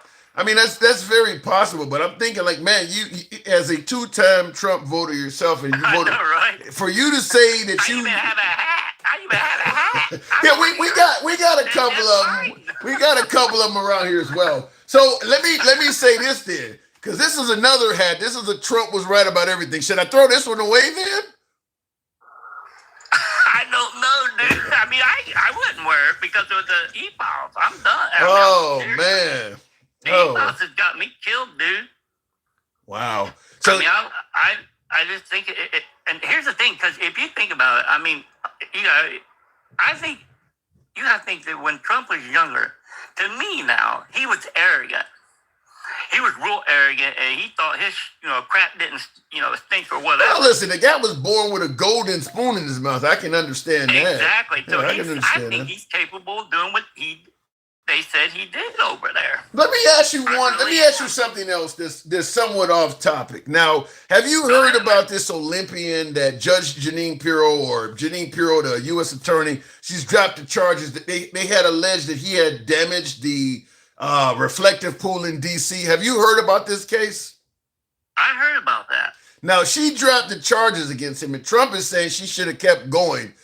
Do you believe he would be capable of trying to jail a guy that's innocent? I hope not, man. How does it look to you? I'm telling you, that pool thing is just absolutely wild. I mean, you can see how it's peeling up and all that stuff. I mean, he's trying to say that it was sabotage. I really don't know what the heck happened. Do you believe he is? At least give me this. You voted for him twice. Is he at least a trustworthy president? Trustworthy president. Do you have faith in? Okay. Listen, at this point in the game, no. But he's more trustworthy than other people I would have picked, I feel like. Because you got to think about it. Now, think about this for a second. Remember when they asked Kamala, have you visited the border? And she said she did, but she hadn't. So what I'm saying is she's the same as he would be. You can't take one lie compared to somebody you're admitting has lied a bunch of times. She may have been on course to do that. I'm not saying that you're wrong. Right. She may have done it, but you're taking somebody you know that has told a bunch of lies to the point where you view him as untrustworthy, and you're saying this person who told one lie is going to likely spawn into that. I see what you're saying. You're saying trustworthy as in a lot of lies. When Trump says something, do you generally believe him? You mentioned the Iraq War going back and forth. Do you generally believe when he says the strait is open or they're begging for a ceasefire, do you generally believe the information he's giving you? Oh, no. Well, no. Freudian slip? I don't know, dude. You got me there. It's like 50-50 for me because I don't know. That's bad. Because he always says shit and sometimes it's not true. I gotta move it on. I'll leave it there. I appreciate your candor. Is this the first time coming? Is this your first time coming through? Yeah, it's the first time. Good. Don't be a stranger. Come on back anytime, man. I appreciate it. All right, buddy. We're gonna make you MAGA once and for all. We're gonna get you back. Maybe, I doubt it. Hey, let me know when it's in the hat. I gotta go. All right. Tap the screen, folks. Get us up to 60,000. How you don't know, but you know Trump be like, real talk. That's almost a riddle. Tap the screen, folks. In regards to that poll on YouTube, continuing on.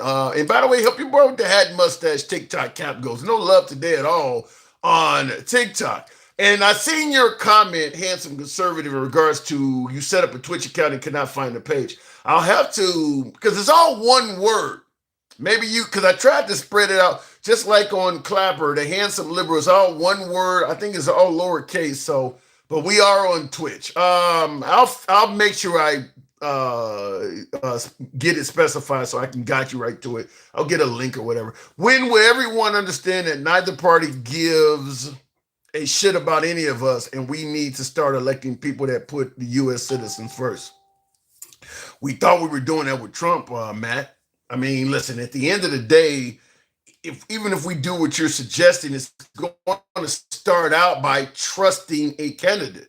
We're going to have a candidate that's promising to do what you stated, and we have to trust that when they get in there, they follow through. Trump promised exactly what you're saying, is that he's the one that ran on what you say. You're saying neither party gives a shit about any of us, and we all need to start electing people that put U.S. citizens first. That's what he said. The system is rigged. I know because I've donated money to both sides.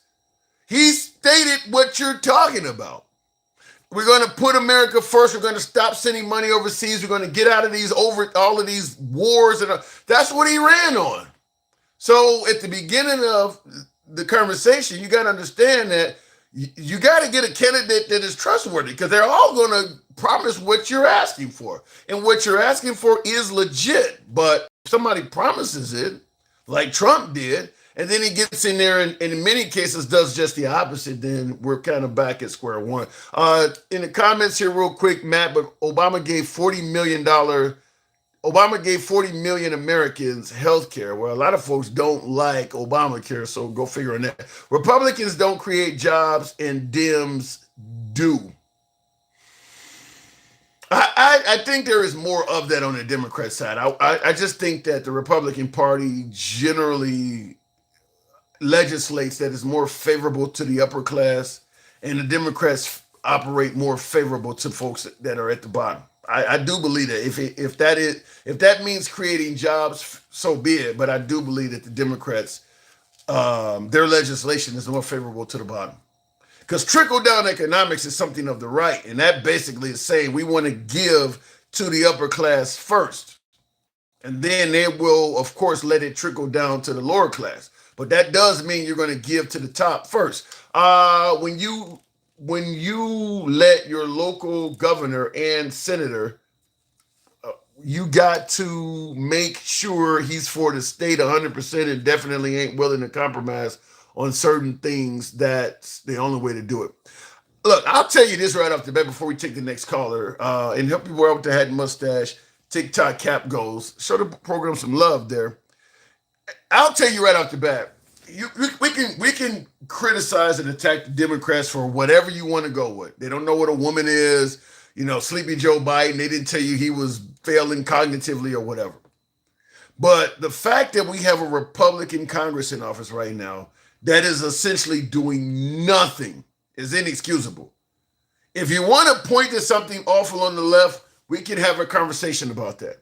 But we know for certain the people on the right are doing absolutely nothing right now. I don't think this Congress is, other than what, maybe the Lincoln Riley Act, they've done nothing. And that is at the behest of Speaker of the House Jones, Mike Jones or whatever his name is. He's pretty much sending people on vacation and shit.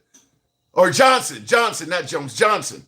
So at this point, no matter how much you want to bash the left, it's pretty clear when it comes to the House and Senate, the right is not the answer. That's not to say future Republicans in Congress, future Republicans in the Senate may not be patriots of this nation, but the ones that are in there now are pretty much just kowtowing to Trump. That's not doing your job. They're just letting Trump do whatever. And as you are seeing from some of my callers and viewers that voted for Trump, they don't believe he alone is doing a good job. If you could have them step up and do their jobs, maybe they could actually straighten Trump out where he may be rough around the edges and not let him, he may have some good policies and some of the other shit may be crazy. So if they would actually do their jobs, they could let the decent stuff get through that most of their constituents want and shave off the crazy shit. But because they're doing nothing, the crazy shit is getting through. So say what you want about the Democrats. This version of what we have in the House and Senate of Republicans are utterly useless. They need to go first. They need to go first. All of them need to be primaried at least by another Republican, because to sit back and just let the president do whatever to the point where we're now at war because of this, that's a problem.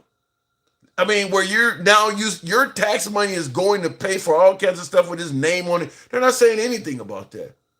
While we're suffering economically, he's using your tax dollars while you're suffering, he's using some of your tax money to put his name all over DC and shit like that. Even if you like him, you got to admit that doesn't sound right. Anyway, look at in the comments. Why do we have bigger in here? I don't get what you mean by that, Climate. But I do appreciate some of you folks that are coming over to Clapper as well, because you can request up live on Clapper too. Wanting to see people suffer is not natural, says Orifying. Well, I disagree with that. Depends on what you want to see them suffer for. I think anybody that abuses children, is going to have a whole lot of people on all sides of the aisle hoping that when they get locked up, they suffer. There's a lot of people wishing people suffer is actually quite normal depending on why you want them to suffer. Now, getting rid of USAID and champion, no, you shouldn't want people to suffer for that case. But there are reasons. Let me go back to the box. Clapper makes people feel they can talk forever, says Real Talk. No, then I would have to drop them if they do that. By the way, smash that like button if you're watching on YouTube or TikTok. Going to the box, here comes Smarty Pants Censored. What are you saying there, Dippity Do? MAGAs not only have TDS, they also got PPS. Pedophile Protection Syndrome. Jesus. We were 18 voting for skin color, not policies. Obama should have never won, but we were young and stupid. I don't know. Do you think the country would have been better off if Mitt Romney and McCain served? I don't know. I mean, going back to that era, certainly when it comes to comparing him to Trump, I don't think John McCain or Mitt Romney would have been anywhere near as far.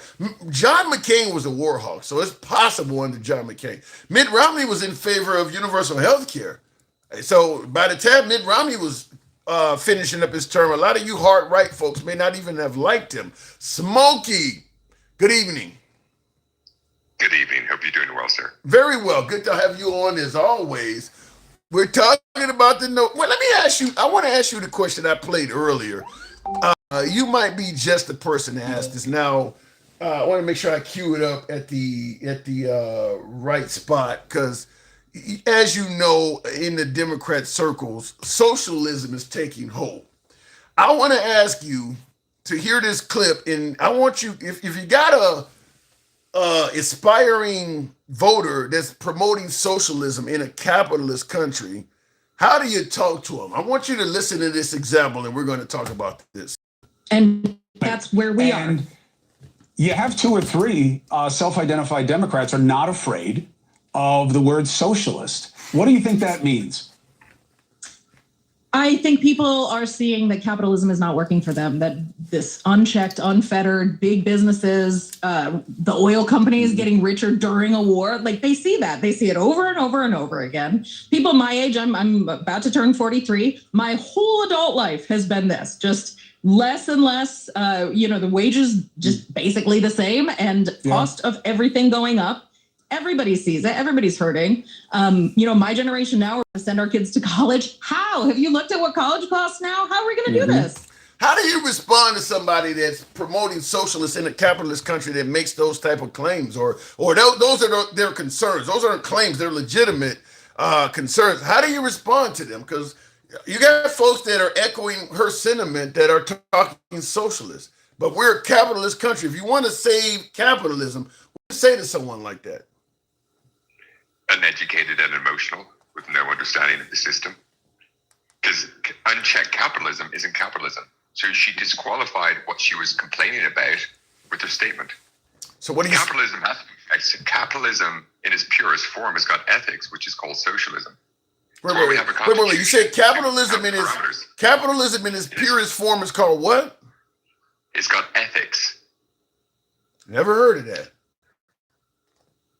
Capitalism without ethics isn't capitalism, it's cronyism. Yeah, I believe that. She doesn't know what capitalism is. To think that one system, capitalism, Marxism, communism, socialism, any of these isms work is asinine. Because it's a system, and systems have to work together. Yeah. And so you can take a good part from here, a good part from there, which is called honorable capitalism. It's just we don't operate under that. So we don't operate under capitalism currently. We just call it capitalism, but it's not. So what would you refer to as a system that United States, you always correct me on this. What would you refer to as the system that the United States is currently operating under? Oligarchy, cronyism, corporatization, where corporations have got more rights than the citizen. Because you incorporate, you get rights as a person, you can donate as the people, and you can vote in Delaware. But if you're a citizen, you have to ask for permissions and then clarify and verify your citizenship and ID to be able to vote. But corporations can bypass that. I'm assuming you believe that's something that needs to be rectified. I hijack republicanism, constitution, small government, fiscal responsibility. Where's our money? Why do we have so much debt? The 16th Amendment, allowing them to misappropriate funding, not based upon census. So they had to amend the Constitution, which the Supreme Court said, you can't add these taxes and appropriate the way you want. So they said, screw it, and passed the 16th Amendment, followed by the 17th. So since 1913 onwards, they've been running rampant because we can't keep them under check with Article 1, Section 9, Clause 7, asking for the receipts of all public expenditures. And they tell us they want a budget increase, but we never ask to see the balanced books. Now you're obviously like this. Now you're obviously not only going over my head, but probably most of the viewers' head.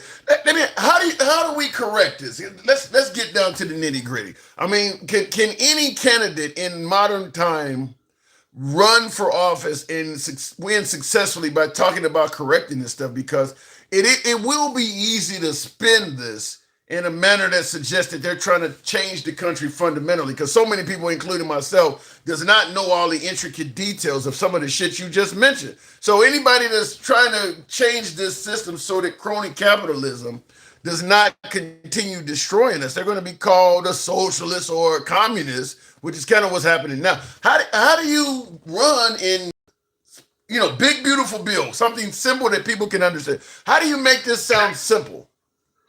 Constitution 101. Where's our money? Small government, fiscal responsibility, Constitution. I like that. You want your brothel towns or dry towns? Small government. Fiscal responsibility. Are we collecting your taxes and appropriating it correctly? No. My job isn't to change. My job is to be the delegator in chief if you're going to be president. If you're trying to change anything, your job is to enforce it, is to uphold it, is to delegate. You can't write a law.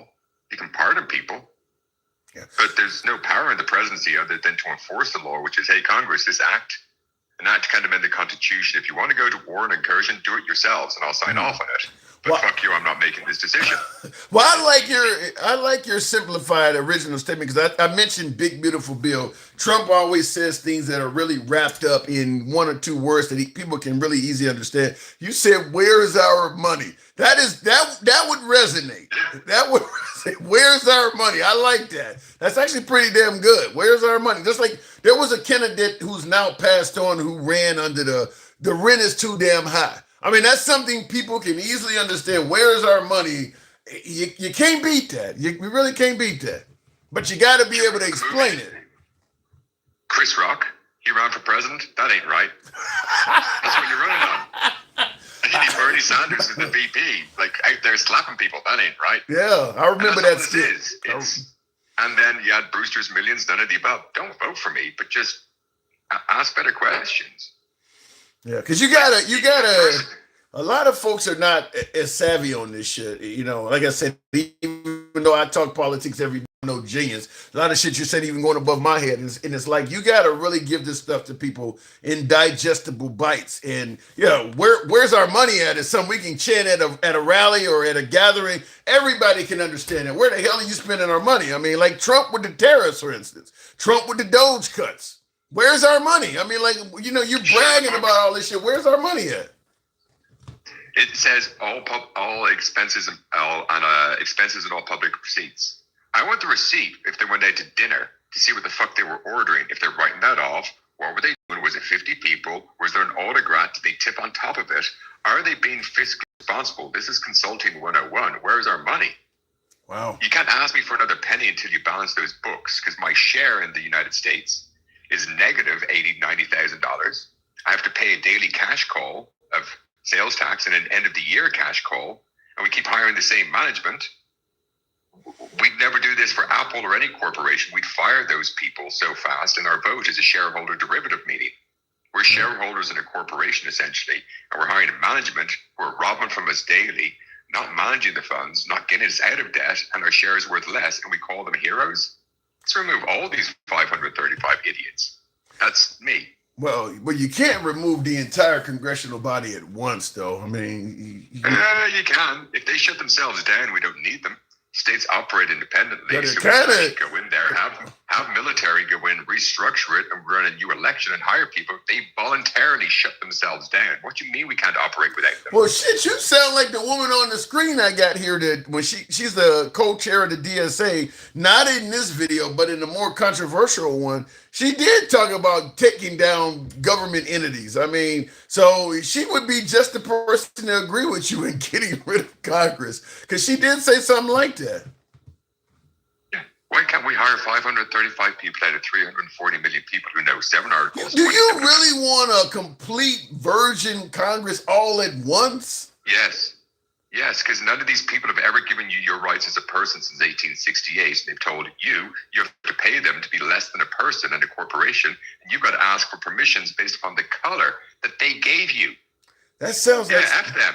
That sounds like some kind of Muslim fantasy. So you want 500 and some odd virgins all at once? I don't know. I understand the replacement of Congress. We have 48 attorneys out of 100 senators. Would you hire 48 quarterbacks on a team and expect it to be good? Or would you actually just hire some new people? You'd make them rerun for the position. If you rehire them, great, they were qualified. But now you're actually running them correctly. You're making them do the sprints. You're seeing if they can throw the ball. You're asking, do they know the name of the game, what the rules are? And people might re-elect them, but 100%, we need to reset. I mean, you got to do it in increments. You can't. I mean, there are like let's take a Nancy Pelosi or somebody if they like shut themselves down. Huh? If they've never shut themselves down, I could agree with you. They voluntarily close the government on a regular basis to say screw the citizens, so we can operate without them. Well, we're doing that. We have states and local city councils. We're kind of doing that now under this Republican Congress. They really aren't. I mean, we are operating without them. Trump is doing it on his own. So awesome. Now in the comments, MAGA Reacts is suggesting that you are currently explaining why socialism sucks. I guess he doesn't understand it. You're also explaining why capitalism ain't working either. So I don't know. I'm explaining a system. I'm explaining a capitalist system where I'm a greedy capitalist pig and I go, do I want to spend 75 grand to keep an unhomed person on the streets? Or do I want to spend 20 grand and house them and potentially get them back into work, producing and giving me taxes? I'm going to go for the secondary. I'll save money and it just so happens I'm helping somebody. Do I want to save money as the government and keep you producing longer, healthier, making more money for me? So I should probably have healthy food and decent health care and make sure that we don't have drug-drug interaction the way in which we do. So I should be wanting to keep my citizens as healthy as possible for as long as possible, as cheap as possible, so they can continue producing. And they're on the opposite of that. So then I have to ask you then, why do you believe that we essentially do so little for the downtrodden? Like you mentioned the homeless as an example. We really don't view it like you're saying it's only 20 grand to help them get back on their feet versus taking care of them. We don't seem to take that stance in this country. Why is that? Because we ask the wrong questions. See how I'm fiscally responsible? I hijacked republicanism on them. Show me the money. What's it cost to keep the person unhomed? How much does it cost to house them? Okay, so I can save money and not be a dick? Cool, sign me up for saving money and not being a dick.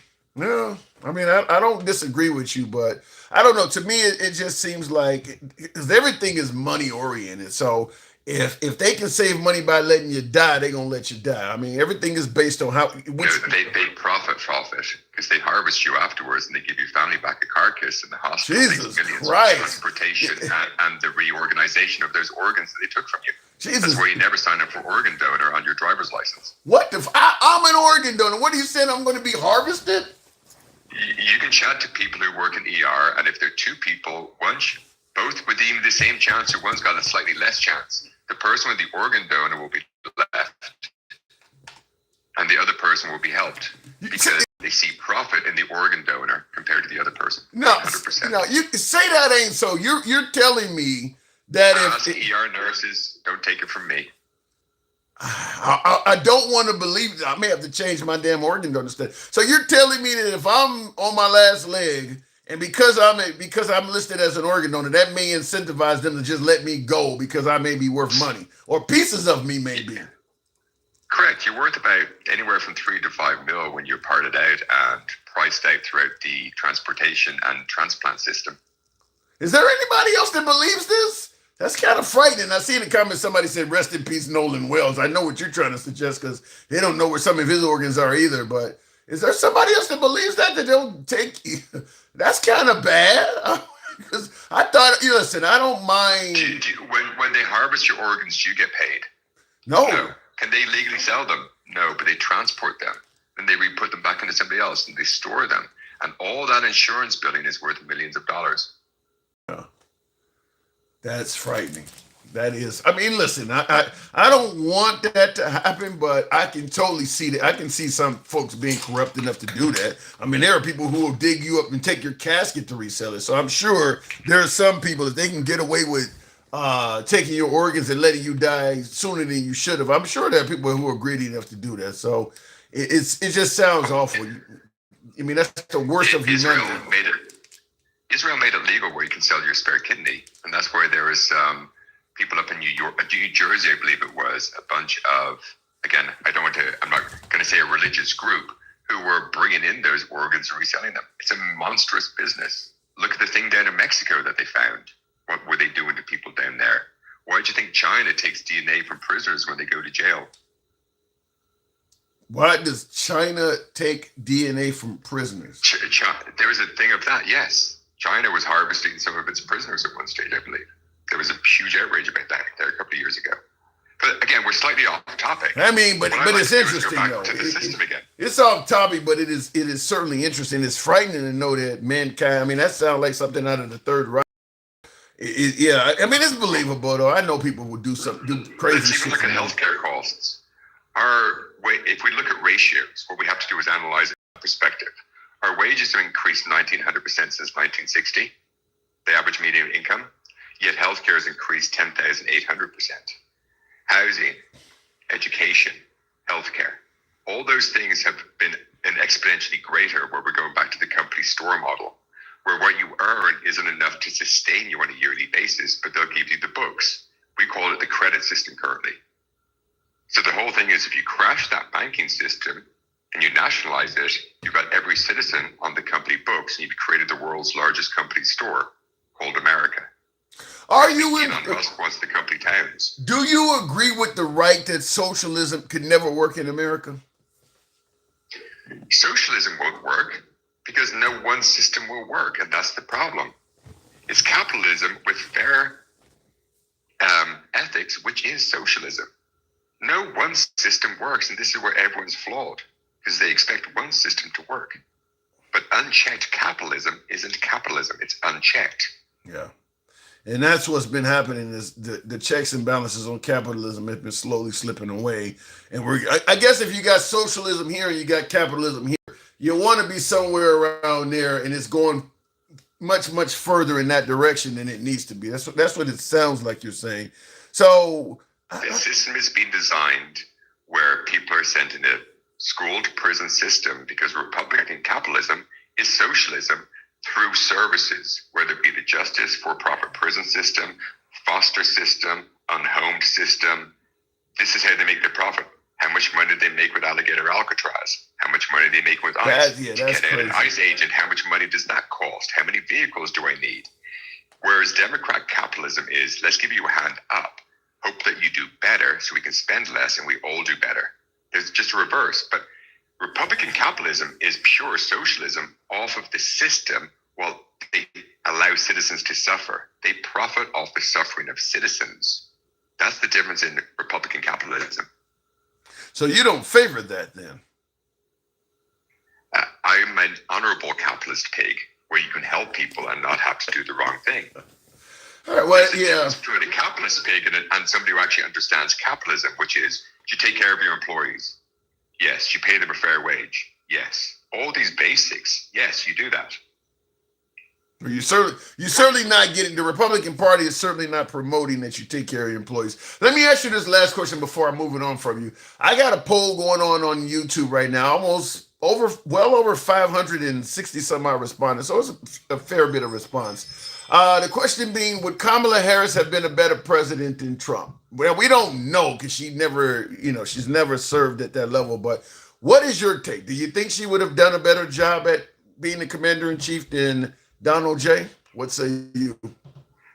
I don't think we would be in the same economic problems and situations that we are, but we would be in a different emotional conflict because it would be all about color and gender rights instead of person rights. It would be a different type of unease in the US, but not the same type of violence or economic problems. What do you mean by color and gender? Different. Take me down to color and gender rights. What do you explain that? Well, the Constitution is we the people, not we the colors and genders. It's all persons born have the same rights. Not all persons are given a label of color and gender by a third party. And based upon that, will get rights or permissions. That was called other persons. Other persons being 3/5. That's where we had to have the 14th Amendment. So to imply that a woman has rights, like what is a woman? A woman is a label of utterance and oppression, usually given by a straight white man to keep another born person down for their own personal, political, or worse, asset production abilities. To categorize a citizen into subcategories is unconstitutional. Just like a corporation, you're a person. So to run on, you're less than a corporation, and you need to pay me, and I'll get permissions from 9 free persons that can be changed at any time, so you're going to keep needing to pay your vig, which is why we have Roe v. Wade. If we have the right as a person to eat that parasite whenever you want, which is legal, but we pass a law, that law creates profit, and then if the profit's not coming in, they pull the law to generate more profit, and then add in another categorization of transgender person so they can keep that vig going. Yeah. So then let me ask you this. this. Comes from the Constitution, a permission comes from the court. So if it came down, if you had to cast a vote and your choices are Trump or Kamala Harris, where's your vote going? Oh, it's always going Harris, but because I can't legally vote for Trump, if Trump's running again, we're up the creek because you can only be elected twice. No. Let's say, not run 3 terms. Did you vote in 2024? Yes, and I voted Harris. Okay, all right. Because I was hoping that I could at least go up there and explain, hey, let me start auditing the Congress and then state constitutions, because she would understand the legal aspect. I'm surprised when she got in as a VP, she wasn't like, gotchas. It's person rights, corporations, you can't donate, you're not the people. I know the law. We're shutting this shit down. Because it's above. Because that shit. She didn't do it in 4 years. Because that shit is above the scope of most people's intelligence. I got to move it on. Like I said, where's our money? Something simple like that people can understand. But the rest of that, you start talking about the corporations of people, because that's what Mitt Romney kind of talked about that as well. But we have to understand that. Everyone wants to talk about Citizens United and AIPAC money. That's because while they're a person, they were given the rights of the people, which you should be really mad at, because Dred Scott said a black person who's not a citizen can't be the people. So why are you allowing a corporation to be the people? I'd be pissed. Yeah. People, person, citizen. You guys should be the most mad at that inversion of rights and privileges, because that's what screwed the country up the most. I can't argue. I really appreciate your time as always. Thank you. Appreciate it. Good talk as always as well. Tap the screen. Get us on up to 75,000. We'll take the next caller. Tap the screen. Help your boy with the hat, mustache, TikTok cap goals. A woman is someone who was born female. That simple, says handsome conservative. Yeah, I don't disagree with that. Just like I would say an election winner is somebody who won the Electoral College. So it's that simple. So I don't know why all these folks on the right can't say who won the 2020 election. So I do agree with you, though. Tap the screen in the comments. Mr. Blackerville says, hey, Tim, ask Alexa what the doctrine of delivery is. Alexa, what is the doctrine of delivery? The doctrine of delivery is the legal principle that ownership of personal property transfers only when the item, or its symbolic representation, is actually handed over from one party to another, showing the grantor's intent to relinquish control. It requires either actual, symbolic, or constructive delivery, and without that transfer plus the intention, animus domini, ownership doesn't change. Are you interested in how this applies in different types of property transfers? No. Alexa, stop. Actually, I am interested in that, but I got to run a show. Alexa, stop. Don't tell me. I'm actually interested in it. I gotta, because that ran through me so quick. I'd have to sit down and really pay. I mean, that was a hell of a response. I'm curious though. I'm curious like that monkey, the man with the yellow hat. Nobody voted for Kamala. Democrats killed democracy. That doesn't make any sense whatsoever. Ray, if nobody voted for Kamala, then the Democrats are not in power. So how could the Democrats have killed democracy? You kind of sound like President Trump controlling the House, Senate, executive branch, and the judicial branch by the Supreme Court and blaming Democrats for everything. That makes no sense. If they're not in power, how the hell can they be killing shit? It makes no sense. Trump during the State of the Union address, right before the war broke out, was bragging about how great the country was doing. He didn't say nothing about democracy is dead. So, yeah, what you're saying doesn't even make sense compared to, if you go back and look at Trump's State of the Union address in February, he was talking about gas prices are only $2 a gallon and how great we were doing. Not once did he say a damn thing about democracy is gone. So what you're saying doesn't make sense. Thank you for the TikTok caps, Smokey. Appreciate the support. Thank you. Hint, the answer is in labor unions. In the comments, Democrats killed the Democratic Party. That could be, Tobias. I mean, the Republicans have killed the Republican Party as well. It's the MAGA is what represents the right now. It's not the Republicans. It's MAGA. So, I mean, yeah, that could happen. I mean, look, and that's why I tell folks, do not just assume that these Democrat socialist candidates have no chance in hell. By saying that, you sound just like the left, suggesting that a TV personality, that being Trump, had no chance in hell, and that a traditional straight-laced candidate like Jeb Bush, a product of a dynasty to be, was going to be the sheer winner. That's what the Democrats thought. There's no way this guy could win. Jeb Bush should be a shoo-in for this. And of course, the traditional Republicans thought the same thing. And here we go. Trump won because people wanted something different. They were tired of the two-party system. Trump, what did Trump say? What the hell do you have to lose if you try me compared to all of the shit you've been dealing with the two-party system? If you vote for me, what the hell do you got to lose? You might as well try something different. Just like he said Chicago was a shithole. What do you got to lose? The problem is people voted for Trump and he didn't give you different. He actually is more of the same, masked, packaged as something different. So now it's being presented on the Democrat side.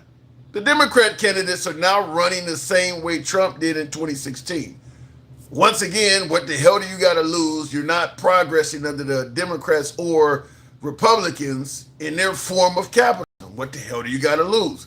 So I'm just simply saying, don't count these Democratic socialist candidates out.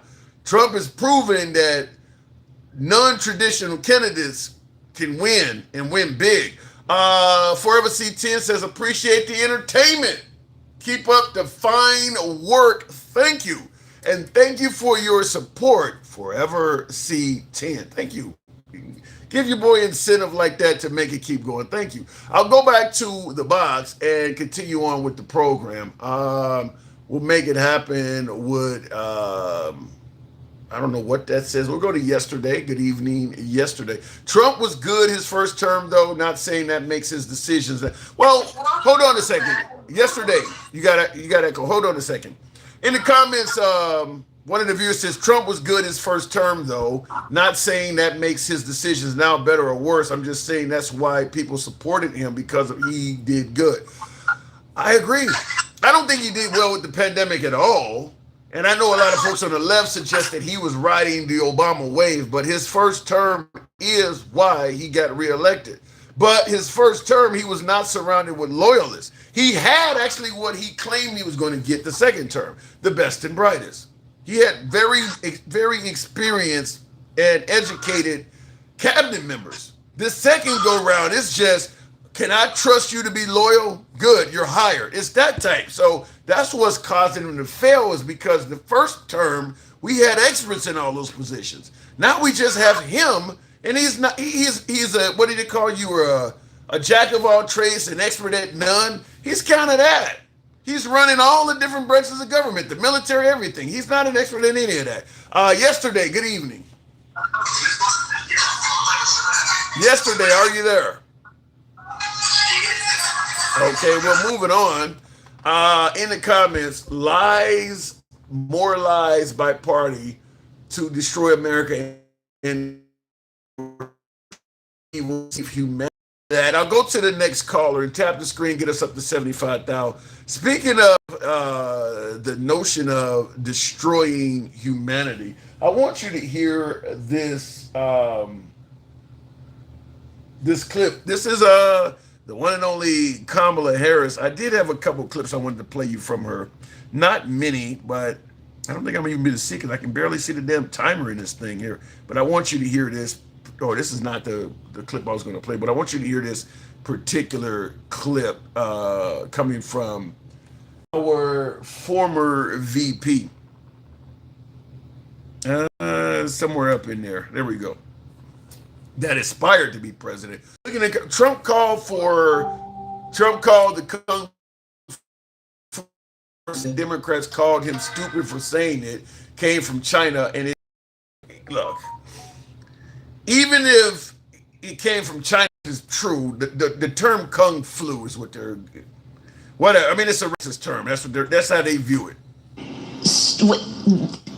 It's so unbelievable that they got rid of USAID. And you saw the recent numbers. As many as 600, 700,000 people have died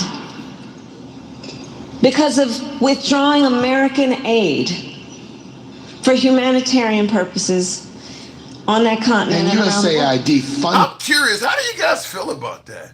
Because when they did that, that was pretty popular on the right. I don't know. Does the folks on the right, talking to my beloved MAGA that are watching now, because right-wing media is not going to tell you that. Are you guys aware that many people perished when they stopped giving them food and medical assistance and medicines and things like that?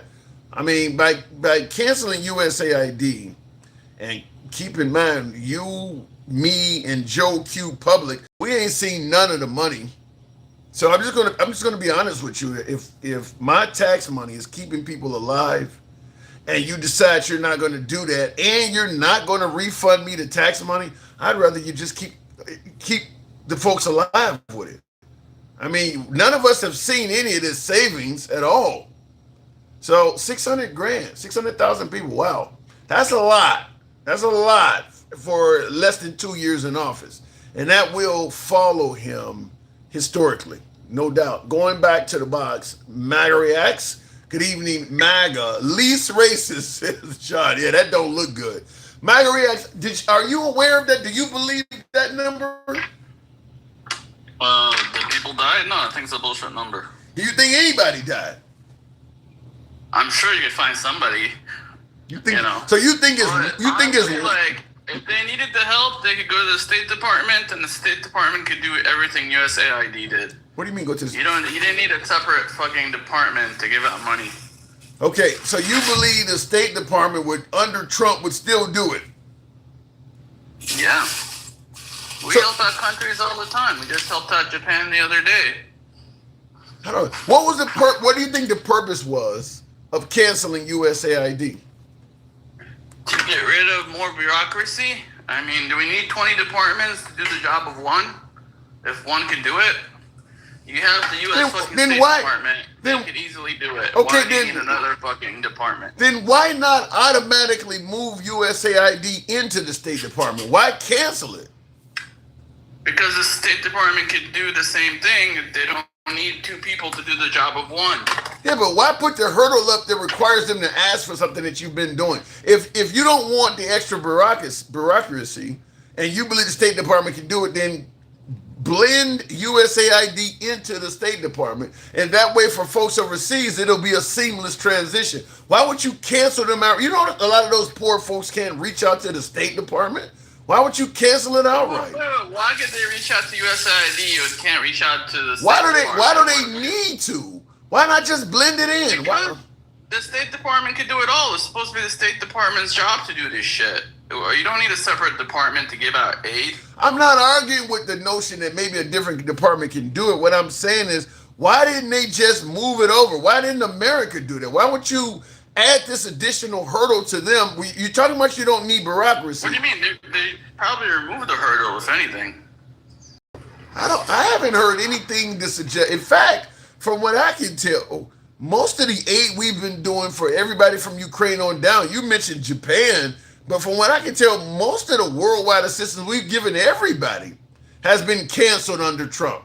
I don't know of anybody we're helping out of Trump. That's not true. That's bullshit. Give me some examples. We're still giving out aid left and right, and it goes through the State Department where it's supposed to go through. I'm not aware. Giving out aid to Israel, maybe. I'm not aware that we're still being Israel, Egypt, Japan, Argentina, fucking Venezuela. I mean, all you gotta do is listen to one fucking hearing with Marco. You think we're giving? You think we're actually? Whatever the head of the State Department is, the Secretary of State. You think we're actually giving to Venezuela? Yes, we're selling their oil, we're giving them money, and we're helping them with the earthquakes. You know, they had an earthquake recently. We sent a lot of fucking aid to help them with the earthquakes. And that ain't what I did that. Yeah, that ain't what what do you think did that? Sent them the fucking bulldozers and all the help they got to help them with the earthquake they got. Yeah, that ain't what I'm hearing. From based on what I'm seeing. What do you mean? I'm trying to explain it to you. Helping them clean up the earthquake. Yeah, with their money. Based on what I'm hearing, we're taking from that country, selling their product, taking a cut of it, and giving them back some of the money. We're not helping them out. We're helping ourselves out. Earthquake relief, Tim. Those are two separate subjects. But either way, we're giving them earthquake relief. Even if they had no oil, like Haiti and all these other countries, we sent people to help with earthquake relief. Yeah. And we did that without USAID. Wow, how did we do it without USAID, Tim? I'm about to respond. There's no way in hell, I believe, while we're controlling their oil supply, that we helped them out with a hurricane, and we don't intend to take money from that oil supply to pay back what we spent over there. Just like Trump wanted money back from the Ukraine in the middle of a goddamn war. He wanted money back from them. You think he want to help the Ukrainians? I mean, he's going to help out the Venezuelans for free? No, we're not helping them out. We are charging them for what we're doing there.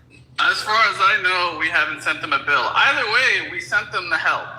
Whether they paid for it or not, that's a whole other discussion. Yeah, I'm certain. Same with USAID. I mean, what makes the difference if the State Department does it or USAID does it? Well, they needed help and we sent it. That's the important part. Yeah, the point I'm making is I don't think we're helping anybody out.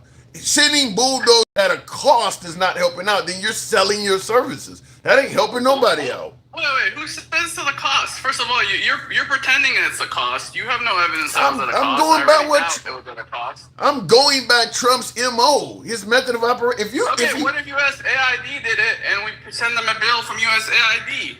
That doesn't make a difference, does it? My whole point is the U.S. Department was able to send them help. So we didn't need USAID to do it because the U.S. Department handled it on their own. Well, in the comments, it was up to you guys. We have like 20 departments for every fucking thing, and that's why we want to. To me, when it comes to reducing bureaucracy, you don't start with poor, starving people first. I mean, there's plenty of other ways you can cut and shorten government as opposed to doing. I mean, why? Why not? That's what exactly. I don't know. Maybe because 600. Unless money goes to a department that we don't need. You said why not? Maybe because 600,000 people may die. Maybe that's the reason. Well, what do you mean? If the U.S. Department helps them and sends them the money instead of some shitty department that we don't need, well, what does it matter if the money comes from the state? Okay, so they're not getting any assistance from us now at all. So we know people are perishing because of that. Are we reaching out or doing anything or just letting them die? What does that have to do with the actual department? If we're choosing not to help them, what does that have to do with USAID?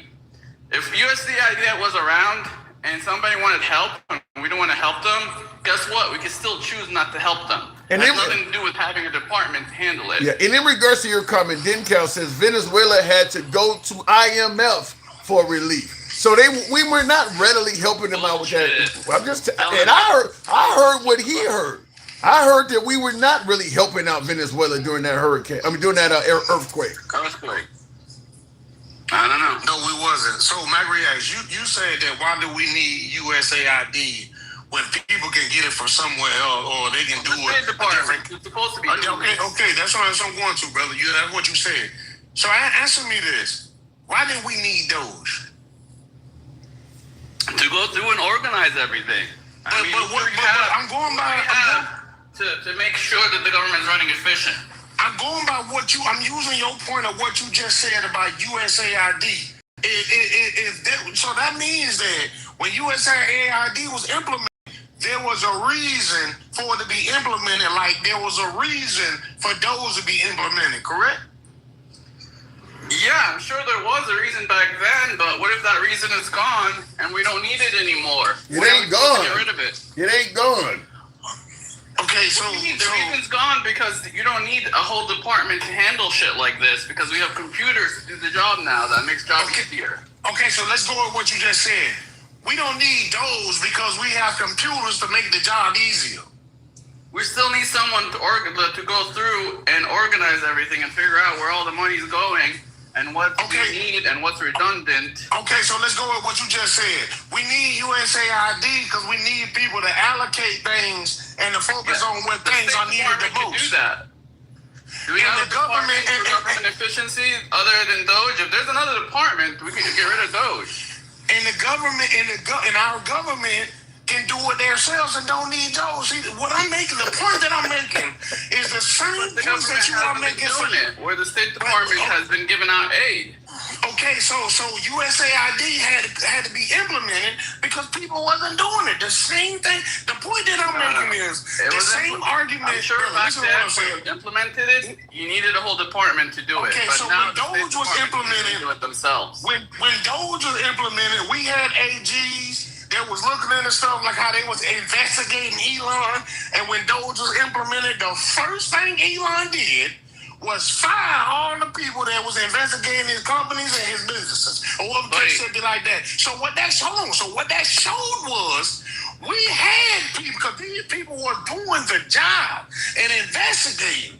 That showed that when Doge came in and what they was doing, we already had people that was doing it. So the argument that I'm making is the same argument you make about USAID is the same argument you can make about Doge.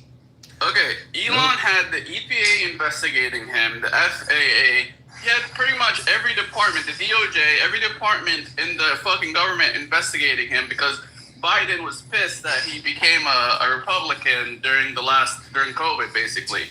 So how can you prove that? Right, you don't have any evidence of that. How can you? Because I heard you say earlier. Hold on, brother. I heard you say. Go ahead. And then the USAID was started in November 3rd, 1961. I'm sure back in the 60s, we needed a whole department to handle aid, especially back then when a lot of people needed aid. But today, the State Department could easily handle it because we have the technology and we can do it. Let me interject this. Let me interject. Now, this came straight out of the comment section. Travelman rightfully pointed out, you do realize by canceling USAID, you fucked over a lot of farmers because all of that stuff was coming from Americans. All of the Americans that would go over there in the Peace Corps, you killed a lot of American jobs by... The State Department can still do it. It ain't happening, MAGA. It ain't happening. It doesn't matter what can... It doesn't... Hold on. It's not because the department is taking what I'm saying is... Let me ask this question real quick. So, Mac, what you said as a choice. So what you are saying is the Trump administration is making a choice not to help our farmers. Yep. Yeah, let's say the next bro, answer the question I just asked. Off your facts. I don't even know if your facts is true or just bullshit as well. Don't look at it like I'm giving facts. I'm talking about what we are talking about and the things that you are saying out your mouth. That's what I'm talking about. Say a Democrat takes over in 2028. They don't need to re-implement USAID. The State Department could do everything USAID was doing it. You don't need a whole separate department anymore. It's not 1960 anymore. It's 2026. You don't need a department for every Do you understand? State Department. Okay. Do you understand what I'm saying? Look, I'm not arguing with you. Hold on. Hang on a second. Let me just say this real talk. Do you understand? I get the point about another department can do this or whatever. But the point I'm making is farmers would make that rice and wheat and grain, and that would go to USAID, and the American farmer would receive a government check. So their farms are not producing those products anymore. The farmers are hurting. Okay. The argument, well, the State Department. Hold on, hang on. Let me finish the point. The argument is Americans are getting hurt because you quote unquote wanted to reduce bureaucracy. Well, the State Department could do it, but they're not doing it though. So people are getting hurt because of this. We don't know that. I'm just we do know that. They're complaining about it. Let me tell you how. Let me tell you. Hold on. Let me tell you why we don't buy all that shit from the farmers. Hear what I'm saying. Pay the farmers. The State Department can do. It ain't happening though. We don't know that. So, Mac, hold on, Mr. Hold on real quick, Mac. Hold on real quick. You said that we don't know that, right? But see, how do we not know that? When we saw them Arkansas farmers all on the doggone town hall, and then you had people talking about something, where they MAGA hats at, because they ain't in there, and all them sitting in that town hall, and they praying, or whatever the case may be like that, talking about something they need Trump to help them, because they losing their farms, they going out of business. Some of these people done had these farms and they families for generations and losing them. So when you say, hold on, brother, when you say that we don't know that, you right, me and you don't know that, Mr. Tim don't know that, because neither of us have a farm, but we can look at the ones that do, and that's how we can know it. Yeah, okay. It's all over there. They can get that same check from the State Department, but they're not getting it, MAGA. Why is it not happening? Department could buy the food from them and go send it to Africa. Why is the Trump administration not doing it, brother? Why they not doing it? Okay, I don't know why they're not doing it. That's what's a question for the State Department. What you're basically saying, all of this rigmarole we're going through is because they wanted to reduce bureaucracy of a very important office. Not only was it keeping USA patients alive, it was also keeping farmers fed. All it is because we wanted to shut down one office. Tim, what if we had the office and they still chose to fucking not? Then we would have a different conversation, but that ain't. Then we would have a different conversation. That ain't happening though. We could talk about that if that happened. Whether the office is there or not. But Margaret, brother, when you say what if this or what if that, we don't have to do what if this or what if that. All we have to do is look at what is going on. That's it. Do you think that's what we should focus on? We got rid of a department we don't need. Do you think this is a good outcome? Everything USAID did through the State Department.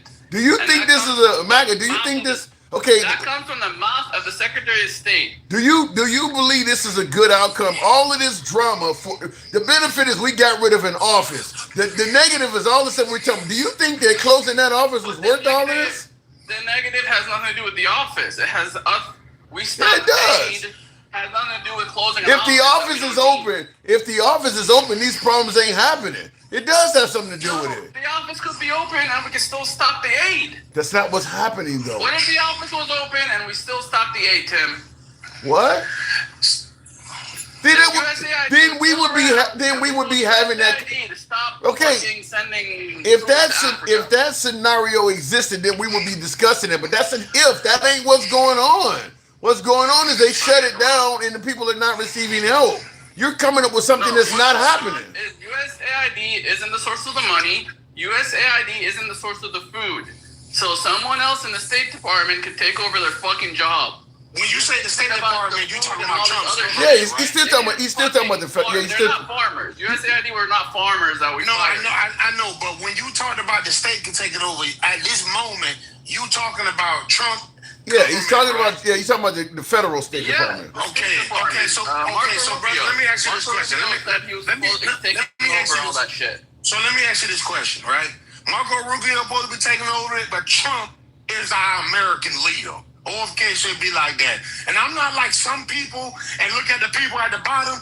I'm looking at the people that's allowing things to happen. The people who got the power to tell somebody, you better go over there and do your damn job or you're fired. OFK, not the people that when I sit here and tell a lie about something and then you tell the truth about it and then you're fired, those not the ones that I consider leaders. The ones that I consider leaders is the ones that's running our country, the head of our country, and see our people suffering because people not doing their job. So per what you are saying, brother, when I brought up farmers, you are, I don't know if you know, but brother, you are 3 minutes. 3 minutes. If you give me the next live, I'll go Google what's going on with them and we can have that that debate. No, and I appreciate you even saying, I respect that for you even saying. I'm up here talking about the fucking bureaucracy of USAID. Debo, I see that comment, Debo. Tim brought up of how our farmers also benefit from USAID, and that's in the bureaucracy of what you're talking about. Like, for an example, the U.S. Department can do the same shit. Who cares if we get rid of USAID? But listen, the U.S. Department can go out there, pay the farmers, let's go with that then. We don't need no USAID or other case, but that still means we don't need a USAID. The State Department can do the same exact job. Okay, look. If USAID, let them state this point, MAGA. If USAID was helping our farmers and you said that we don't need it because the state can go ahead and do it, then what you are admitting, the State Department, then what you are admitting to, that Trump is failing our farmers. Yeah. I don't know that because I don't know what's going on right now. I'm going off what you're saying. I don't know what's going on with the farmers. But see, getting all this regular aid. Tell him I'm saying this one time, you can go ahead and drop me down. Go ahead. Brother, look, let him make his last point. Look that up. We could have that debate. But as far as USAID being needed, it's not needed because the U.S. Department can do the job. Brother, the problem is what I have noticed, or getting on Trump Truth Social and getting on a lot of these MAGA lives. The problem is, or the case may be like that, and just like I see these Republican politicians, y'all know everything about what the Democrats not doing and what's making them look bad. But when it come down to the people that y'all supporting, the ones that y'all defending, y'all never know. Y'all never know the things that people know that who don't support them. And that's crazy. No, I came out here to talk about... All right. Real talk. That was definitely real talk. Real talk. Thank you. If I was ready for a fucking debate about USAID and fucking the farmers... I mean, I was ready for USAID. I just wasn't ready about the fucking farmers part. I don't know what's happening with them. Well, you would have to know if we're sending aid to other, because it wasn't just money. We were sending medicine. We were sending doctors over there to help them out and shit like that. And I'm sure we're still doing it. Tim. No, we're not. No, we're not. No, we are not. We are not. I almost want to bet you money. If I wasn't so sore from that last bet, I might go look this up. All right, find out that we're still doing it because I know we sent help for that earthquake. So who's sending that? Who sent the help for the earthquake? Is my device overheating? It's telling me my device is overheating. All right, I'll move it on. As far as the earth is concerned, we did send them a little bit of supplies, and we didn't send them nowhere near enough, which is what Dencal brought up. And them having you to could go. have said the same thing if USAID was around. And be like, oh, they only sent them. I'm just going to tell you what I want you to look up is the fact that Americans were hurt by canceling USAID. You can talk about the State Department could have picked it up or whatever. All of those are federal organizations. So Trump canceled one federal organization and did not make sure there was another federal organization to pick up the slack. It's all happening under his administration. So it don't matter when they don't separate the State Department from where the money was coming from. It happened under Trump. USAID. Say there's something that needs to be done. And back in the 60s, you needed like 10 people to do it, and you had a whole separate office for it back in the 60s. Now in 2026, thanks to technology and fucking all the shit we have, you don't need a second office. Okay. The main office could just handle it. Are you still going to keep that second office forever? Well, you make a point, and here's my answer to that. First, let me answer. You didn't let me answer the question. You asked the question, then you kept talking. You asked me, am I keeping the second office? And I said, in response to that question, what I'm going to do if I got redundancy, my primary goal is to first make sure everything is working as normal before I start taking things offline. It's just like if you got a business and you got two offices, or let's say you merge with T-Mobile merges with Sprint or something like that. You don't just drop everything from Sprint before you make sure that T-Mobile can absorb all of that. So when you start talking about we got redundancy, make sure nobody drops off land before we close that second office. They closed it immediately. So that way all of the farmers are suffering, all the people who used to receive the shit is suffering. They didn't do any checks. So now what you don't close shit and people are hurting farmers and the recipients, and it's like, well, the State Department need to figure out how to pick back up and fix all that damage we left behind. Closing the office shouldn't be that serious. There's two arguments here, and the only argument I was making is the USAID was redundant and we didn't need it because we have the US. I'm not arguing that. I'm not arguing that. What I'm saying is you streamline shit first. I'm not arguing the other stuff. No, I'm not arguing the other stuff. the point I'm making is we didn't need USAID the failure is you streamline stuff before you start closing stuff. You don't just say we got redundancy, let's shut this down, and you know people are going to get hurt by doing it. That's what they did. Tim, and that's why socialism sucks, because it's these same idiots that are going to be doing all this shit. I gotta go. These same idiots that you're complaining about every fucking day, you want them to run your healthcare, you want them to run your fucking grocery stores. You want all this? You're up here complaining about. What do you tell girl? What do you tell that girl I played? Did you see the video of her? What do you tell her? What do you mean you tell her? You tell her that we're already socialist, and that's the reason we've been fucking. No. The country's been hurting because all the socialist shit we're doing is taxing us too much money. It's being done like shit. It's being wasted on corruption. There's a huge chunk of it going to corrupt people that are not using it to help anyone. I mean, okay. Let me. Okay, I want to play it again. Okay, I want to play it again for folks who haven't seen it, and I'm gonna ask a couple direct questions. I want to get your answer from. It's the voters. That's who the party is, and that's where we are. And you have 2 or 3 self-identified Democrats are not afraid of the word socialist. What do you think that means? I think people are seeing that capitalism is not working for them, that this unchecked, unfettered, big businesses, the oil companies getting richer during a war, like they see that. They see it over and over and over again. People my age, I'm about to turn 43. My whole adult life has been this, just less and less, the wages just basically the same and cost of everything going up. Everybody sees it. Everybody's hurting. My generation now, we're about to send our kids to college. How? Have you looked at what college costs now? How are we? Okay, now I want to ask you, okay, you got somebody promoting socialism. Obviously, you don't agree with socialism. How do you respond to her talking about the wages are remaining the same while things are going up? Tell her. Well, for one thing, she was complaining about the cost of college. No, she said wages. She said wages too. What do you tell her? Wages are the same while everything is going up. What do you tell her? I heard that's because, okay, this is what, the problem is this is not where I would start. Where I would start with is this. Who are you more unhappy with? Walmart or the U.S. government or your state government? I just want, and she responds by saying, I just want my wages to match inflation. Let me ask you though. Forget her crazy ass. I want you to answer that. She's not. That's the problem. No, the problem is she ain't crazy. She got millions of people following her. She ain't fucking crazy. People are this is resonating with people. What do you tell these folks? Because the folks who are promoting socialism, this is one of the issues, is that the wages are not keeping up with inflation. What do you tell somebody that's talking this? Socialism is only going to cause more inflation, and it's only going to make the wages even worse. Okay, socialism, I get it.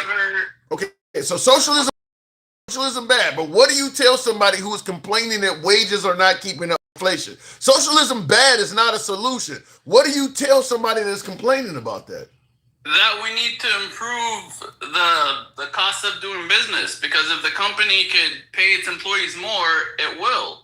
That ain't happening though. Years of capitalism. Because we made it more expensive to do business. How have we made it more? The corporations get far more tax breaks now than they ever did back in the 60s, like you keep bringing it up. How are we making it more costly to do business? They're doing better now. No, well, we're making it where you can't even do any business in America. You have to do the business overseas. What the fuck are you talking about? Over here. And that's due to socialism? Yeah. How did socialism? How the hell did a lot of businesses? So instead of competing in the United States, they went overseas where they don't need to compete. So you're telling me when Nixon and Reagan allowed folks to outsource their call centers and all this shit to China and all that was socialism they were doing? No, I don't think that part was socialism. Then what are you talking about? Tim, I don't know. I believe you. You're bringing up shit I wasn't ready for, but all right. Look, the way I see it is we made it expensive to do business here in fucking America. That's why we had to go overseas and do business over there and bring in the goods really cheap to America. If we would have made it cheap to create shit in America, people would have more jobs and wages would normally fucking grow. There's no way wages are going to increase in America, and it's going to be cheaper to do business here than in China, where you're paying people pennies per day. It's always going to be more expensive to do business here. We pay a better salary, and if you want the salary to follow inflation, it's got to get even better. Even with her bitching and complaining, our salaries are still better than China right now. So I don't get what you're saying. I got to move it on. Last word. Is going to cause more inflation, and that's a known fact. Okay. And she wants the same idiots that fucking up the government to run more shit. And it's the same idiots that make college unaffordable.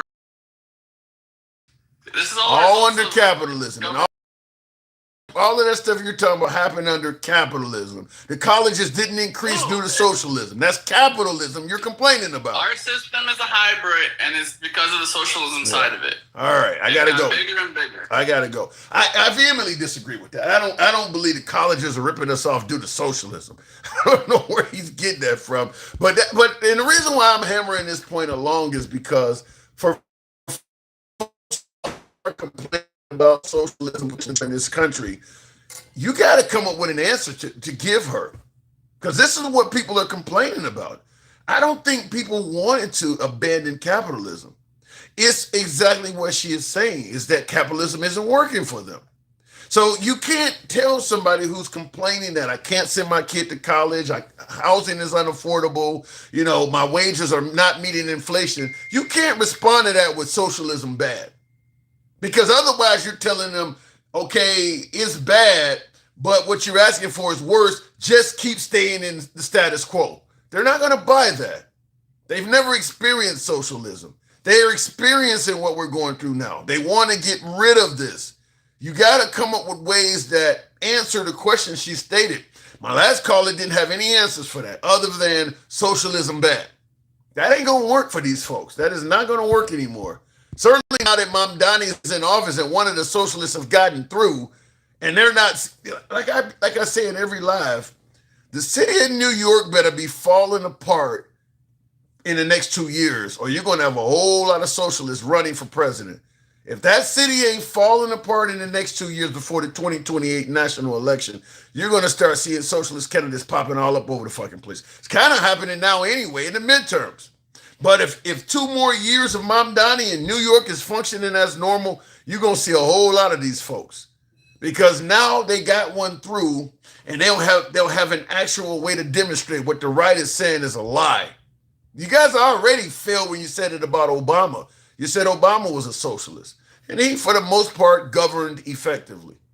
So now you got people in there that are proving that what you're saying is just fear-mongering. U.S. spent $386 million in the quake aid in Venezuela, says Bama Landscaper. So you're saying when Venezuela had an earthquake, we spent $386 million? I don't believe that. I can't dispute it. I just don't believe it. I don't believe Obama. I don't believe Trump during Venezuela. That's a lot of money, by the way. I don't believe Trump used $386 million in U.S. taxpayer money to help Venezuela out after that earthquake. I just don't believe it. I believe he may have taken their oil and sold it and raised $386 million plus or minus his cut for selling it. I don't believe Trump. I don't believe we spent that kind of money on Venezuela. I'd be real shocked if that's the case. You know how much it costs for a helicopter to rescue a person on a cliff in California? $70,000 for the helicopter. Why does it cost $70,000 for a helicopter? The person that's needing rescue on a mountain doesn't get to keep the helicopter. What do you mean it costs $70,000? The helicopter is only spending fuel to fly from wherever it's at, to hover over the site, rescue the person, and bring them down safely. Why the hell does that cost 7 G's? That doesn't make sense. They don't leave the helicopter where, we helped your boy out and we parked the helicopter in the back by the garage. That ain't how that works. Now, if it costs 70 grand, like somebody rightfully pointed out how much it costs for an ambulance, maybe due to heavy markup, maybe they do charge 70 grand just for the ridiculous markup, but it shouldn't. I mean, they're certainly not spending 70 grand worth of labor and fuel to come get you. So yeah, if they're charging that kind of money, that's insane. I mean, but I don't doubt it may be possible. I mean, people do get flown by life alert. You know, you crash on a highway or something in a rural area, you send a helicopter to come get you. I don't know if they're charging your insurance $70K though. My guess is the insurance companies probably have some kind of deal with them. That's a lot. We literally burned supplies and let food rot when we canceled USAID. I remember that. I do remember that. We did let foodstuffs and things like that rot and destroyed stuff when we canceled USAID. That absolutely did happen. That absolutely did happen. I don't see any legitimate reason for why we cancel USAID. Now, I agree with what Handsome Conservative stated. He says, I feel we should be using money for the American citizens before other citizens. But we're not.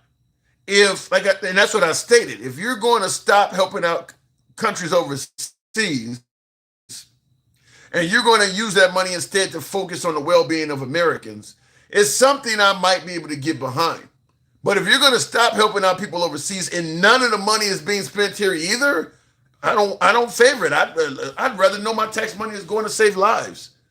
Trump has reportedly saved us billions of dollars. USAID, all the federal employees he fired, not giving money to Ukraine, saved us billions of dollars. Nobody's seeing any of it. Nobody is seeing any of that money. So I would rather the federal employees still be employed. The money still be going to help USAID. Nobody is bragging about seeing it. Remember the rumor about Doge stimulus checks? He was going to give out a stimulus check. Nobody's seeing anything. The citizens of this country are actually doing worse than they was before Trump got elected. Things have gotten worse. So nobody's seeing any of it. I suppose you're seeing it if you like watching a military parade on TV or a UFC fight, or knowing that a pool is going to be dyed a different color, maybe seeing Trump flying around in that beautiful new jet. Maybe that's your fancy. Knowing about a tribunal arch is going to be built.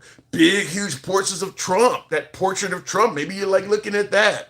But in terms of where you seeing the money that's tangible in your life, somebody help me out. Anyway, moving on with the program, and tap the screen, get the lights on up to 110. Help your boy out with the hat, mustache, TikTok cap goals. Haven't seen that in a while, but if you will, Debo, thank you very much. Is this guy a fan of CSA? Am I? It's an interesting question. Donald Trump false posting on Truth Social will be starting soon, just to let you delusional Republicans know. Here come the white nationalists running in the chat. What is the white nationalist saying? We like talking to some MAGA and some white nationalists. Let me go back to the box, tap the screen, get us up to 110, if you will. Going back to the box will make it happen with Travelman, one of my subs. Good evening, Travelman. Welcome to the program. I've been saying Massey 2028 forever, genius. Well, Trump is not pro-Massey, so Massey, I don't think he would be able to do it now. Travelman, good evening. Man, sometimes listening to MAGA Reacts, my last caller. Good Lord. You're a big fan of MAGA Reacts? Is that what you're telling me? You're a big fan of MAGA Reacts? He conducts himself and tries to speak like he's such an intelligent guy politically, but damn, he's all jacked up. Okay? So first of all, before we go any further on Kamala, they started attacking USAID about 3 weeks before they actually shut it down. They demonized it. They put out a lot of misinformation that when people went and looked, they found out it was a bunch of BS. All right? And they shut it down. As a result of shutting it down, they, excuse my French, they bent the farmers over for the third time because they bent them over the first time during the war, the trade war with China. In the first administration, we had to give them, billions of dollars, okay? Then they voted for them the second time, but Biden won, and they made some money. And then they voted for him a third time, and he put more tariffs on them, and they lost business again, so they got bent over again. And then they shut down USAID. So not only did he bent them over, he pulled their legs over. Damn. Okay. That's 3 times that they voted for him, and they still talking that bullshit. Meanwhile, foreign bankruptcy is at an all-time high. Suicide rate at an all-time high, right? Yeah. And then people, anybody that stand up there and say, well, I don't know if people have died. You took away damn HIV treatments. You took away malaria treatments. You took away all kind of treatments. And you think people just up in, I know, Trump in his Jesus picture went over there and healed all of them. That's the only thing. Well, he's not denying that some deaths may have happened. What he is suggesting is the claim that over 600,000 died may not be accurate. He's saying that may be a grossly inflated number. Based on the number of people that you're talking about, you're talking millions and millions and millions of people. Yeah. So 600,000, you might be talking. It's an older clip. You're right. And that I played the clip of Kamala Harris saying 600,000. But yeah, I've asked Alexa in recent times. Yeah, the number, because the numbers continuing to grow. They're not helping them, so the numbers continuing to grow. Exactly. And then what they did was they say, well, after they we moved everything over to the State Department. Well, the problem is, and this is where Rubio got caught in a lie when he testified in front of one of the committees. You moved the programs over to the State Department supposedly, but the problem is you terminated everybody that runs the damn program. Okay, and this is the difference. The State Department deals with diplomacy and dealing with the countries. USAID deals with the program. They're the ones that have the experts that's building the water treatment system, that's setting up the hospitals. That's where the experts are at. So when they shut down USAID, those people left. And so therefore, and some of them couldn't even get home. Tim, I do remember hearing that. I actually remember just like DenCal brought up they threw away food. I do remember hearing those stories. They just kind of left them stranded. You know, I used to drive Uber down in DC. And so over at Dulles, I used to pick up people all the time, either going to the airport or coming back. And they were all working for an NGO. And they were all some nonprofit. And they were going to some wild ass country that I travel a lot. I've heard of them, and some of them I hadn't heard of. You know, there's a lot of people that was doing that. So to think that it wasn't needed, not only that, you had the small businesses over here. You had one business that had came up with this special peanut butter paste they had came up with, and they were sending it over, and it was real nutritious for the kids over there. They shut that down. Okay. Why do you think Trump would do? Because this almost sounds cruel. Why do you think Trump would do something like this? Because they would have had to predict that there are going to be lots of people that die if we do this. So why do you think the Trump administration, is it what MAGA reacts are saying? It was just to shorten bureaucracy? No, they just don't give a damn. You know, it's like everything they were doing back then. If you take a look at every time they talk about cutting something, oh, we're getting rid of waste, fraud, and abuse. Bullshit. Yeah. It's not, everything they do is waste, fraud, and abuse. But they ain't showed it. We have not gotten anything from those except them stealing data and stealing personal data from the Social Security Administration and the VA and whatever. That's all we got from them. Yeah. You know. And then what was the other thing? DSA. Yeah. Yeah. How do you respond to a socialist? How do you respond to a voter that's promoting socialism that raises some of those concerns? Well, first of all, out of all the elections that have been held, I think you got about 30 DSA people that's won. And you got 100 or something Democrats. You know, so it's not like, of course, they like to jack it up like they're taking over the party or whatever. They're trying to say what's happening to the Democrats is what happened to the Republicans when MAGA took over. When the Tea Party and QAnon, when the Tea Party bent QAnon over, they spawned MAGA. Mm-hmm. And they've been fucking up the country ever since. Well, I mean, some of these socialist candidates, I'm not in jurisdictions like the right is saying, I actually do think they will take over the Democrat Party, because even under the Democrat Party, a lot of Democrats are not doing well. The wages are still, just like all the stuff she's complaining about, that stuff is happening under traditional Democrats too. Yeah, but you're talking businesses. What are you going to do to the businesses? See, Mom Donnie is talking business. Some of the stuff that they were talking about, that lady that went on Fox News, I think we talked about. That's this lady. That's who I'm playing. That is her. But if you notice, and this is what I've just been reading about, is that most of the people that's actually running for office, they're distancing themselves from what she said, especially the stuff about the prison and all that BS. That's total BS. That ain't gonna happen. Well, no. Let me just say it like this, and I don't favor that crazy. This is the woman you're talking about that said all that, but it could be somewhat like Project 2025. Keep in mind the right was totally distancing themselves from Project 2025 as well. It sounded crazy, but they actually intend to do that shit. But they were Trump was saying he had never heard of Project 2025. It's amazing how much of it is coming true now that he's president. So I mean, they're distancing themselves. They're distancing from that crazy talk part of it that she's talking about. Yeah, I want to get rid of the state department. I want to get rid of the prisons. I want to get rid of all the other bullshit that she was saying.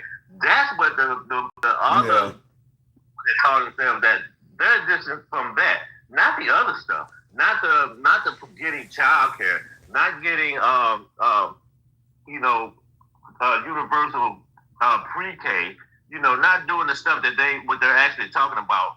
That anything you bring up, they say is socialism. And 90% of the damn people that bring that shit up don't even know what socialism is. Yeah. It's a talking point. It's kind of like, I hate to bring this up. Because, I never talk about it. But it's just like the same thing. We spend so much time on transsexuals. Or what do they call them? Transgender. And you got 400,000 Division I athletes, but only 50 are transgender. Okay? What transgender people do is not affecting anybody in this damn country. Yeah. And I said it once, I said it again. If a lady is in the bathroom and a transgender lady walk in there that is a true transgender lady and looks like a lady and walks like a lady and walks in there and goes over to the stall and sit down and use the bathroom, you ain't gonna know if it's a man or a woman. That is true. Now we walk if transgender walk in there and stand up and take a leak, then that's a different story. Yeah, but the women don't even have the facilities to do that. So you'd have to be looking in her stall to see her standing up. Exactly. So we spend so much time on 1% of the population. And you know why? Because it's culture, Tim. It's just like when they did the CRT bullshit. Now they moved over to trans people. They have no representation.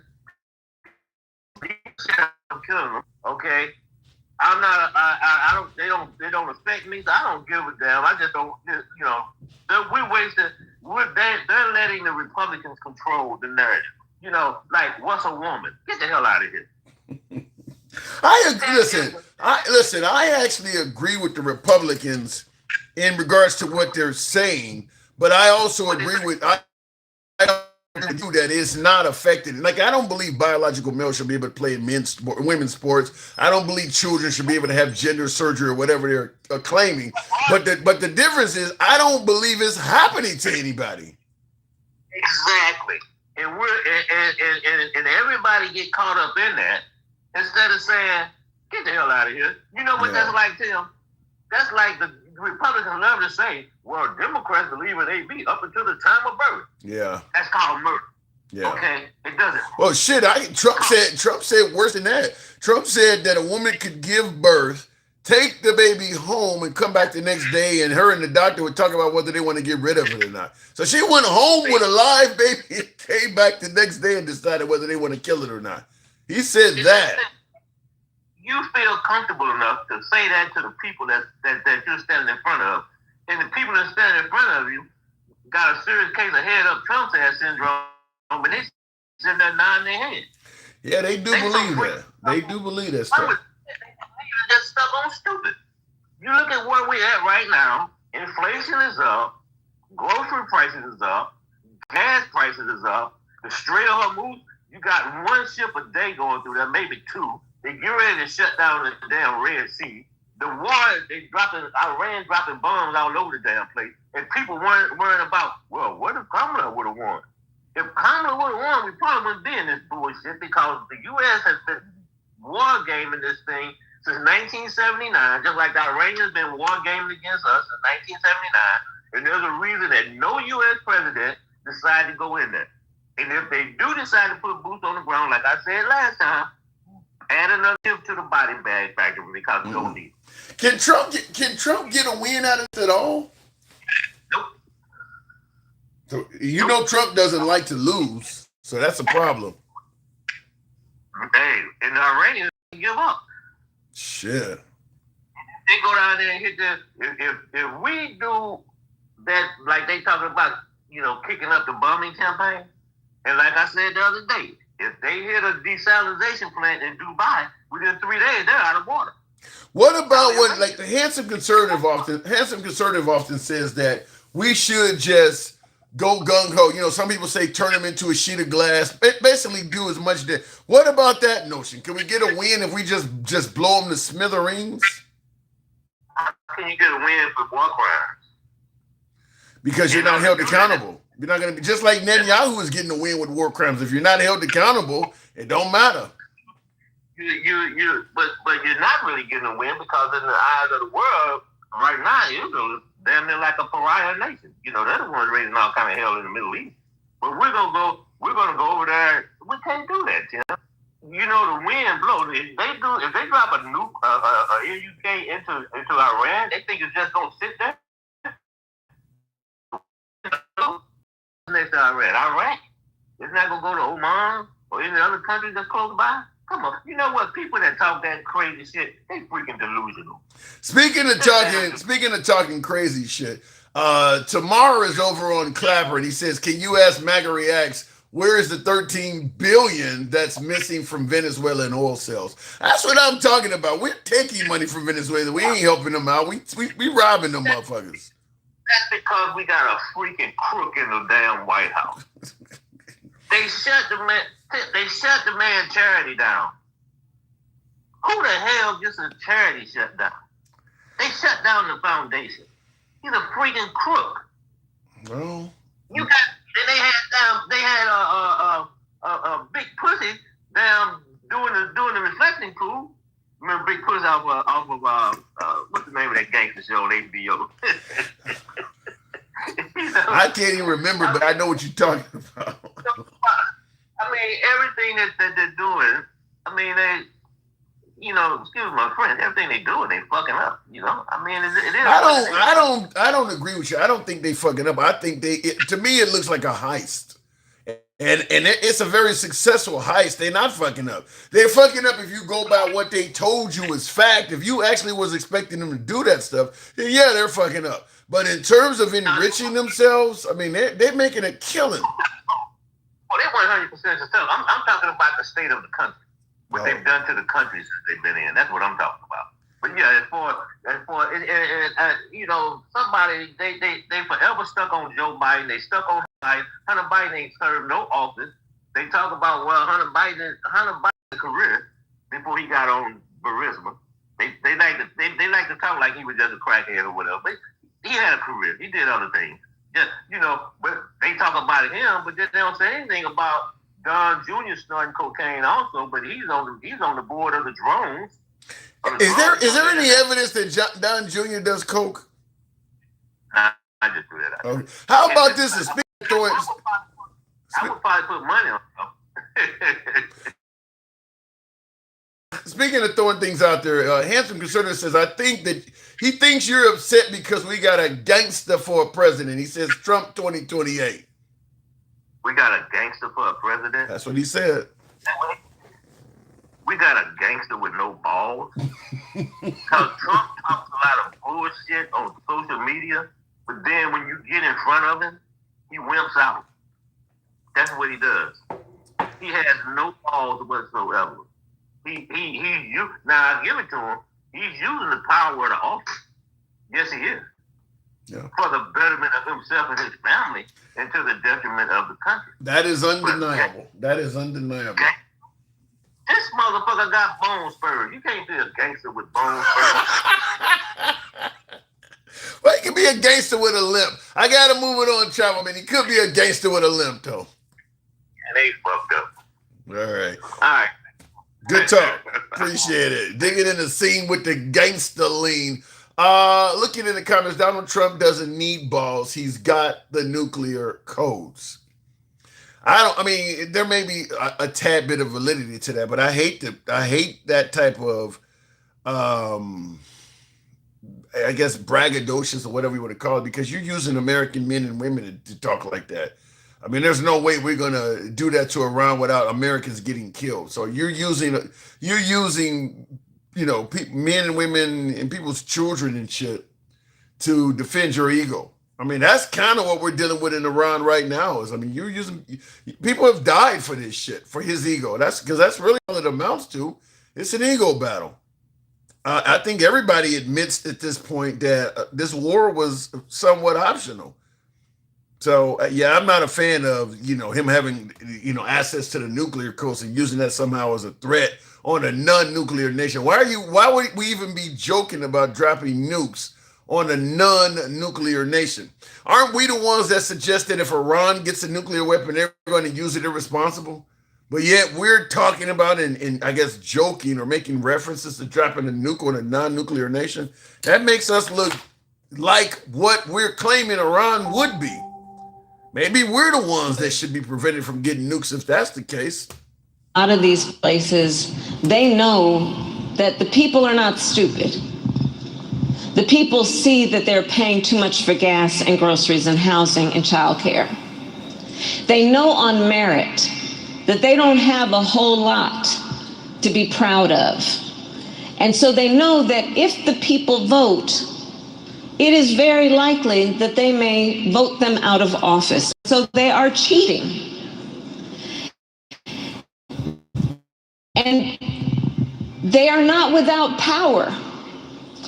So we have to counteract that. And part of it is to remind, this is what the Urban League does so well in every community around our country. We have to remind the people that the power is with them. We have to remind them that this is not a time to feel hopelessness. That if you feel powerless, you will be powerless. If you feel powerful, you will be powerful. And we are powerful. By way of yes or no in the comments, how many folks believe what Kamala is saying, that the Republicans feel like they may get voted out of office, so they're cheating, is what she just said. She said the Republican Party is, remember, the Republicans are the ones that are always accusing the Democrats of fraud, election fraud. By way of yes or no in the comments, how many of you agree with Kamala Harris? If you agree with her, say yes. If not, say no. But she is saying that the Republicans fear getting voted out of office, so they are cheating right now. Yikes. I love Kamala says, let me put on my spectacles to read this little shit. I can barely see it. Thanks for the support. Thank you for the comment. He says, I love Herbert says, yes. Don't talk about American soldiers if you never wore one and you never gave birth to one. You never raised one. You never were a friend to one. Democrats don't care about veterans. That's the dumbest shit I've ever heard, Tobias.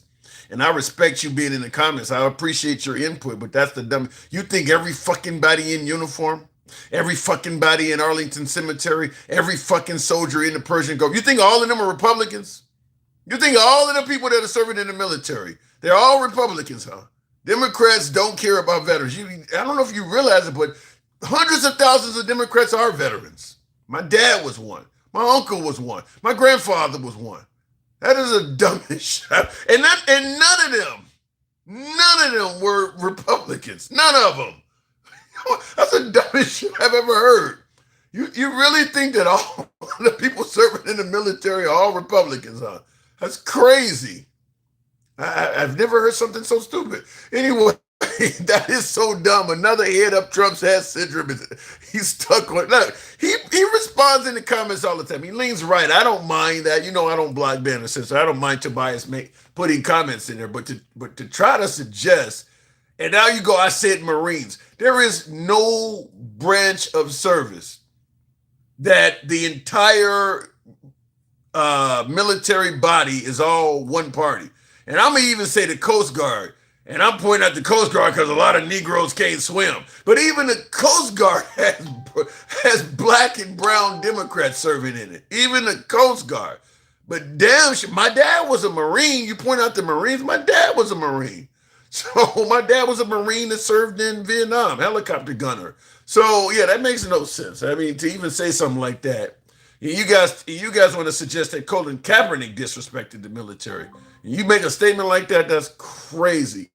In the comments, they'd rather send the cash to Israel or Chabad. I don't even know what that's. A little bitch, Big Apple tunnel construction loans. I don't know what even all that is. But yeah, I mean, Democrats don't care about veterans. Yikes! Just that right there was the craziest shit I've ever heard. Anyhow, your dad was a Democrat. Yeah, you think my dad growing up in the fucking late 40s? Yeah, he was a Democrat. Once the civil rights movement kicked in, he would have been, because my dad 48, I think he was, so he would have been 20, in the 60s or late 60s, right around that whole party switch. Once Martin Luther King was gone, Democrats, African Americans, Democrats from that point on. Once that party switch kicked in, that was it for the Republican Party. So yes, my dad was a Democrat.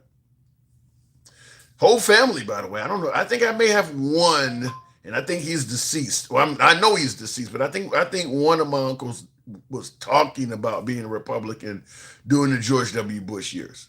But Trump, yeah, I can't imagine anybody in my family voted for Trump. Maybe if you go with what he campaigned on, which Trump campaigned on, promising a lot of good shit, I can see it there. But right now that he's in office and people are seeing him not delivering on all that stuff, I can't imagine anybody in my family that would be like, this is the guy.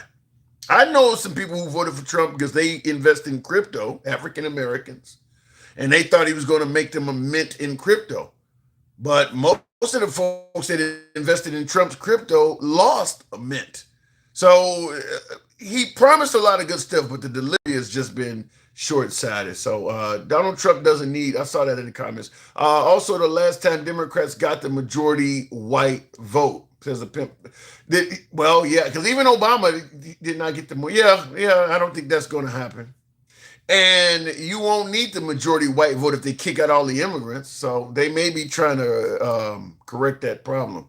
You get rid of the immigrants and reduce that population of brown people, and you could probably start winning a lot more elections on the right side of the aisle, because they do get plenty of white votes. So if you can make the white population a supermajority in America, it would greatly increase the Democrats' chance of winning most elections. If you could make the white population like 70 to 80% of the country, you'd probably have a lot of Republican candidates from now on, or Republican victories from now on. They need to reduce the black and brown population. That could be what's at play.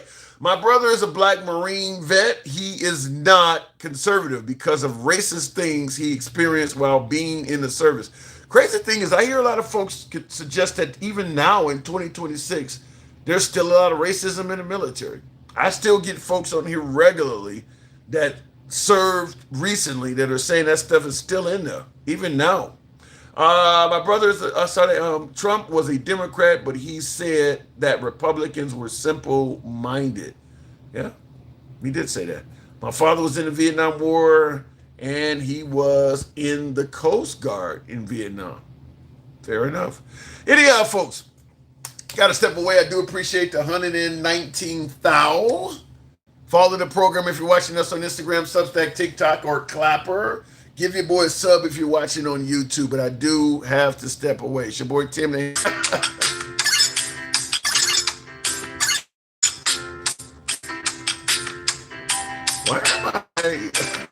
am I YouTube? It's like the YouTube is trying to stay on the program. It's crazy.